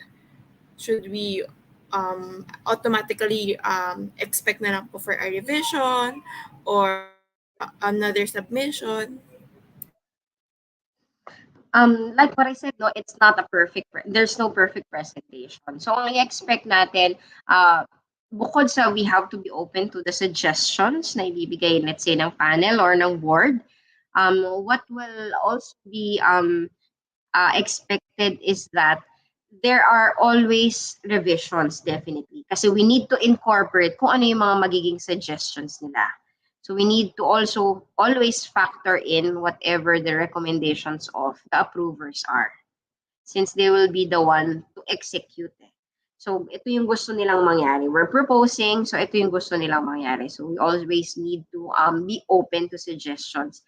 Hindi, may mga times na ayaw talaga nila, as in they want a totally new idea. So that's also understandable.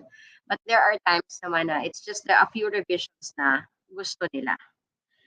May konti lang ganito, may papadagdag, may papabawas. So basically, ganun lang yung nagiging comments nila normal. In ma'am, in the industry, usually, how many revisions does it take to get the actual plan approved? Approval.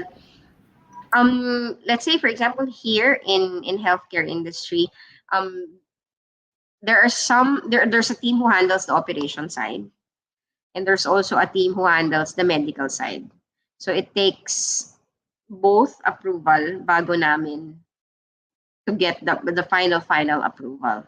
So in every industry, I think there's like that, na meron talagang somebody who handles the operation side, and then another team who handles yung talagang nitty-gritty no, the finances, the other factors that we're considering, yung manpower. So but it has always to be okay for everybody before we get the final approval talaga.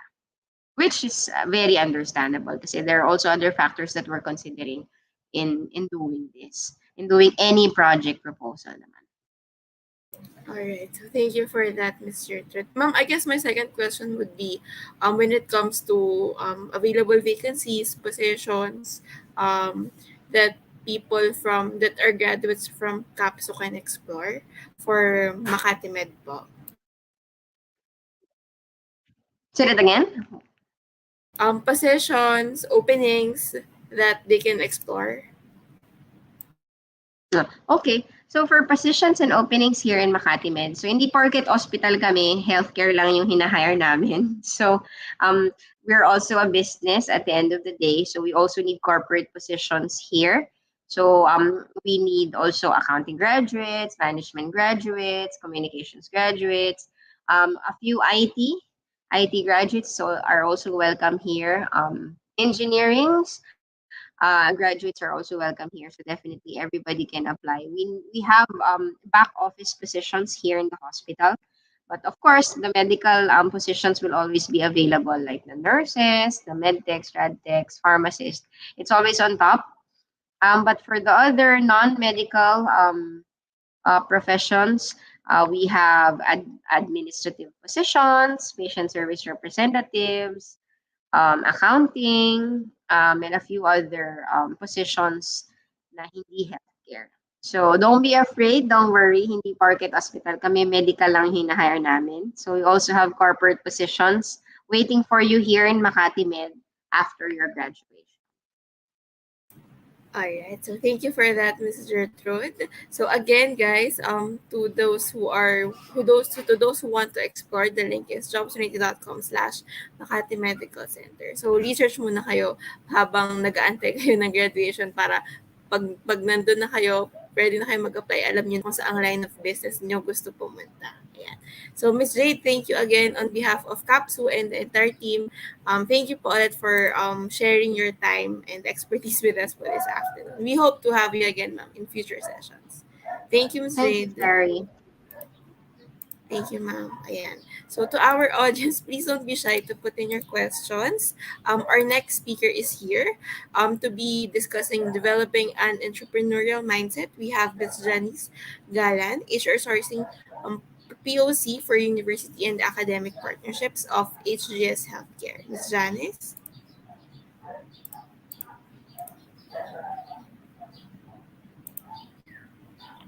Can you hear me? Hi, ma'am. Good afternoon. Yes, I Hi, can hear you. Shari. Good afternoon. Ma'am, can we check your deck? Sure. Can you please share your deck? Hold on. Ayan. Share. Yes, again, huwag kayong mahiyang magtanong. So, lagay nyo lang sa comment section natin and we'll address after Miss Janice talk. So, today, ma'am, ayan. So, don't don't be scared na kung sasabihin, ay, hindi ako nakapag-take notes or gusto kong i-review yung sinabi ni Ma'am a while ago. Yung entire webinar natin, it will be posted, it will be saved, available on Facebook and YouTube. So you can go back to it and read through or listen to it again. Ms. Janice, it's up, so I leave you to it. I'll be back for Q&A. Thank you, ma'am. Thank you, Shari. So, good afternoon, everyone. My name is Janice. I'm from sourcing team of HGS Healthcare. So, I've been in the BPO industry for like more or less 15 years. And today we will talk about how to develop a business mindset. Okay? So, our topic for today is developing an entrepreneurial mindset. Well, actually, medyo nakaka-relate ako dito kasi I've been an employee for like 15 years na, no? And I'm also doing, part-time online uh, selling. Okay? So, ano ba yung developing an entrepreneurial mindset? Okay? So, first, we need to identify our goals. So, ano ba yung entrepreneurial mindset? Okay. So, this is a mental state of the person to have a business or to become successful in life. So, ano po ba ito, ma'am? Especially, I know majority ng audience natin are students. So, meron kasi tayong, for example, we as Filipino, no, meron tayong tradition na after graduating from college, kailangan makahanap na tayo ng work or ma-employ na tayo. Okay? So, kung meron tayong audience also na currently an employee, open ba tayo? Are we open to have an additional income? Okay? So first, we need to identify our goals in life. Ano ba yung gusto kong mangyari? Siyempre lahat naman tayo, hindi naman natin kumbaga gusto din naman natin guminhawa yung buhay natin, right? And, ano ba yung puwede kong, gawin? Siyempre ako as being a mom, kasi meron na akong kids na 3, siyempre ako gusto ko rin naman guminhawa yung buhay ko. But you guys as a student or as an employee, ano ba yung gusto mo? Gusto mo bang guminhawa yung buhay mo? Gusto mo bang yumaman? So, in this topic, pag-uusapan natin kung ano yung, mindset natin. Okay? So, paano ba natin made-develop yung pagiging business-minded natin? Ano po ba yung dapat kong mindset, ma'am, para ma-achieve ko yung goal na yan? Okay? So, tip number 1, you have to master your motivation.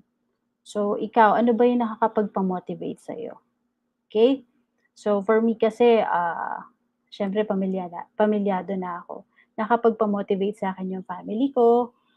Ikaw, ano ba yung motivation mo to work hard? Ano ba yung motivation mo to study hard? So, tayo medyo family-oriented tayong mga Pilipino. So, tayo, we strive hard, we work hard to, to at least help our parents, especially sa finances, 'di ba?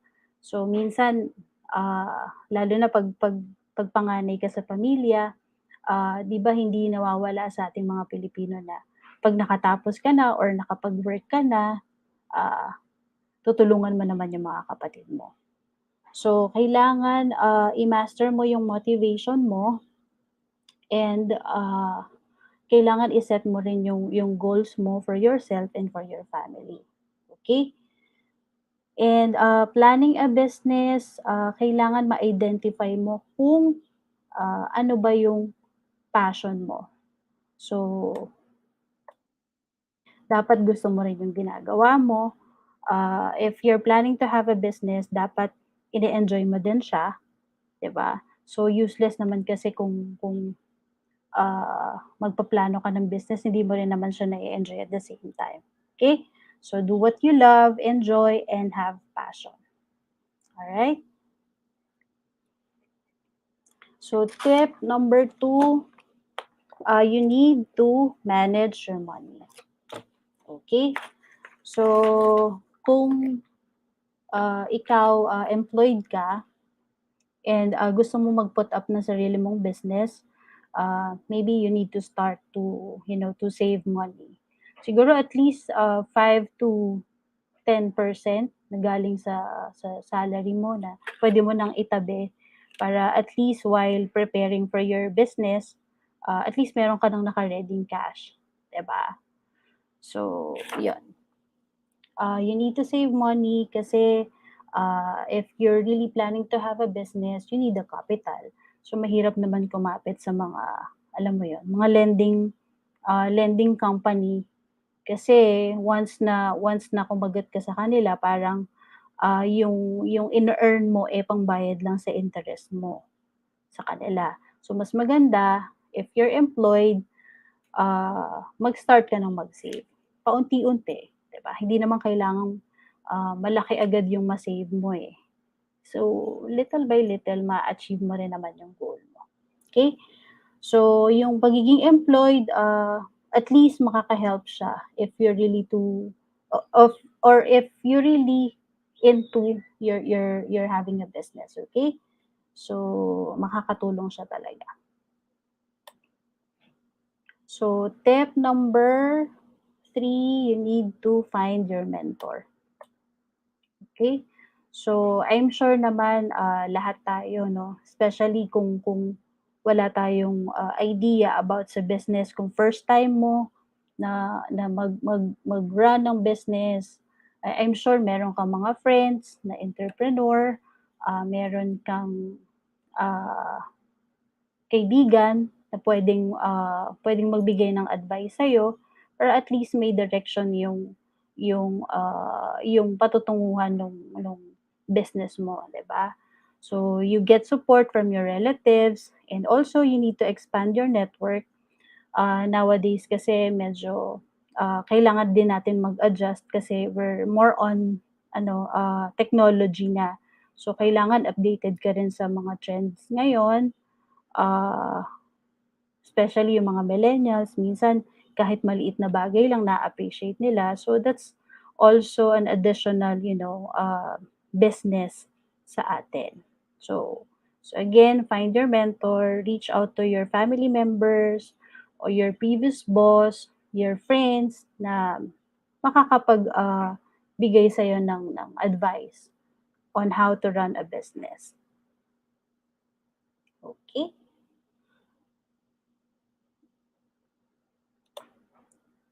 And then, lastly, you need to build your own or you need to build your media. Okay? So again, as I've mentioned earlier, nowadays we're more on technology na, no? So you need to build your branding and marketing. Lahat nasa internet na ngayon. So lahat masa-search mo na sa internet. So if you can attend a seminar, pwede ka ring read ng mga or watch ng mga vlogs ng mga entrepreneur na makakatulong sa'yo sa pagbe-build mo ng business. So, yun, explore lang din natin. Get some clients and contacts, read and watch blogs that can give more ideas about being an entrepreneur. Okay? So, yeah. So again, remember the 4 tips to develop a business mindset. So number 1, master your motivation, practice your willpower and having a self-discipline. And number 2, you need to manage your money and start saving para din while waiting for the right time for you to have a business, at least meron kang naitabing saving, diba? Savings.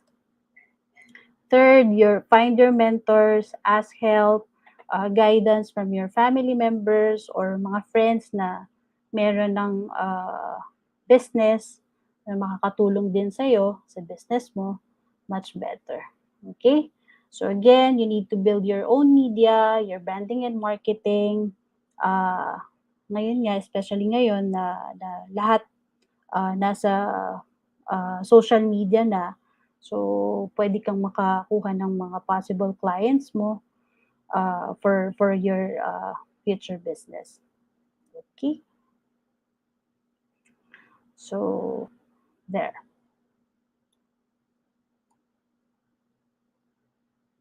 So, just to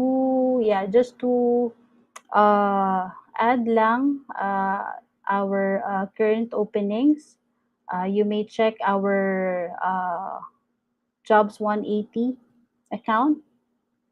Just click the link below, or you can check our page www.jobs180.com /healthcare, and you can also visit our website, and please don't forget to like us on Facebook. No?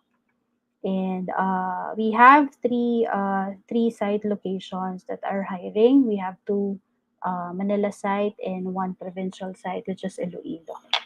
Okay, so yeah, I think that's all for now. I hope you guys enjoy our episode today.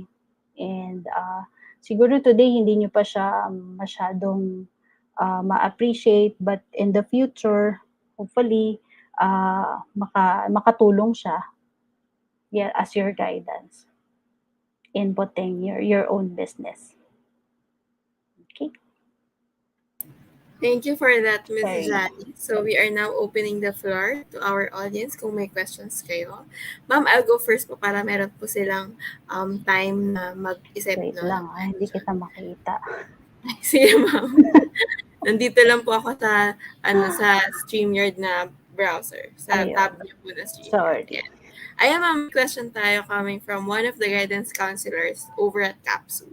So, question is, why are we being taught here that developing entrepreneurial mindset and project proposal making? Because not everyone will land employment. So you can be your own manager, the boss of your company, and be a productive Sorry, you're cutting in and out. Ay, sorry ma'am. Sorry Sorry, ma'am. nagpuputol-putol. Okay. I'll say it again, ma'am. The comment is from one of the guidance counselors over at Capiz State Okay. University. So her comment from Ms. Araceli po ay, why are we taught here that developing entrepreneurial mindset and proposal making? Because not everyone will land employment. So you can be Oo. your own manager, the boss of your company to be, and a productive contributor to our society po. Oo. Ayan. So, Yeah. sige ma'am, you're Sorry, na po. sorry. Oo. Ito na kasi nasa screen ko na, so nababasa ko na siya. So Opo. you have an option naman, no? Kasi yung discussion naman natin today is really an option, no? If you like for the employees, if you want to have an additional income, then you can do both naman, no? So if you have regular 8-hour shift, then kung meron ka pang time to do online selling, or kasi yung iba naman parang magpo-post ka lang, like for example, yung Shopee and Carousel, you just need to post your item. Tapos magwo-wait ka na lang ng confirmation for the buyer, no? And for those naman na hindi employed, parang gusto lang naman nilang mag full-time business owner, it's also an additional knowledge din for them. Para meron din silang guidance on how to, to start a business. Kasi hindi din naman gano'n kadaling mag-business talaga. Especially if you're just a fresh graduate, no? Siyempre wala kang experience, wala kang idea at all paano mag-start talaga ng business. So this is really like a guidance for them. Ayan. Thank you for Especially for that. the students. Opo. Okay. Ma'am, may tatanong lang po ako. Sige lang, Just sorry. curious. When you were first starting out, like on your ano ba tawag dito? Ano ba to? Side Yung hustle parang, or sideline. part-time or parang additional stream of income lang po. Ano po yung mga panimulan yung mistakes, yung mga beginner mistakes po na you wish you could advise budding entrepreneurs po? Beginner advice. Mistakes po, opo. Beginner Mistake, sorry. mistakes. Oo. Nung first time ko, sige, sample ko na. This is based on my personal experience, no? Kasi I also have items dun nga sa Shopee and Carousel. So when I was starting with the Carousel tawag dito, selling, no? Syempre you have to to get yung parang scorecard. So minsan para lang tumaas yung rate mo as a seller, so kailangan mong magpalugi ng konti. So parang risk mo yun, kailangan mong mag-take ng risk, and minsan may mga buyer na walang rate. So kailangan talagang i-validate mo kung scam ba siya or totoong buyer ba siya. So mahabang proseso pero kailangan mong mag-risk, mag-take ng risk, 'di ba? Para kumita.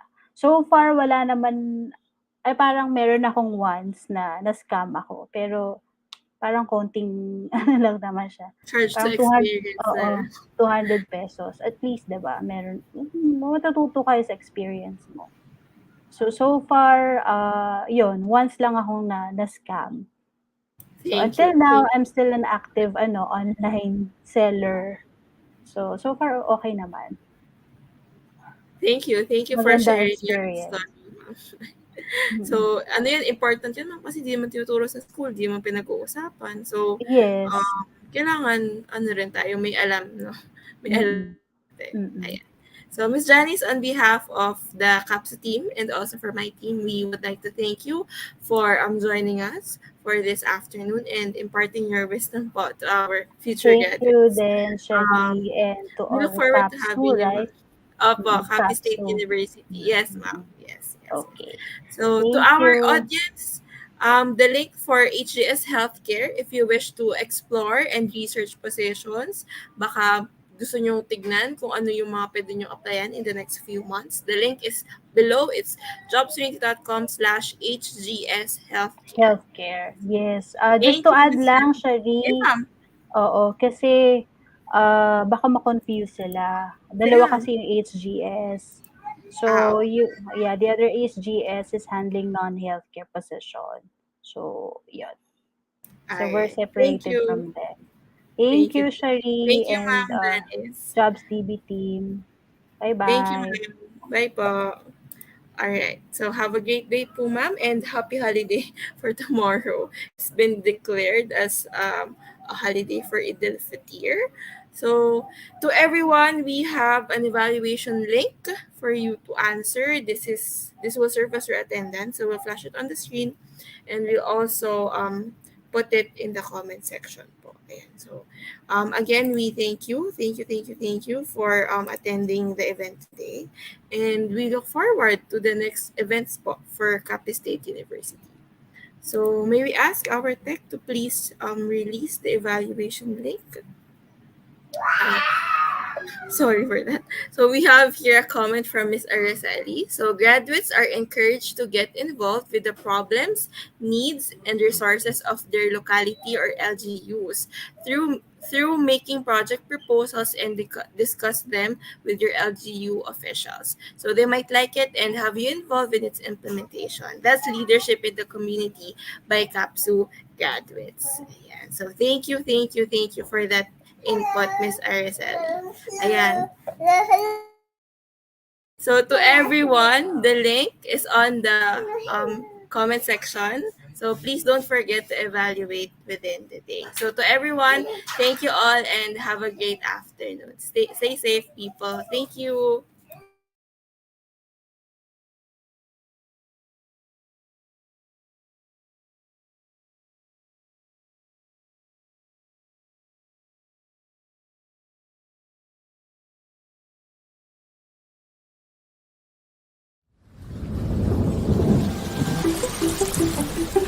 Change.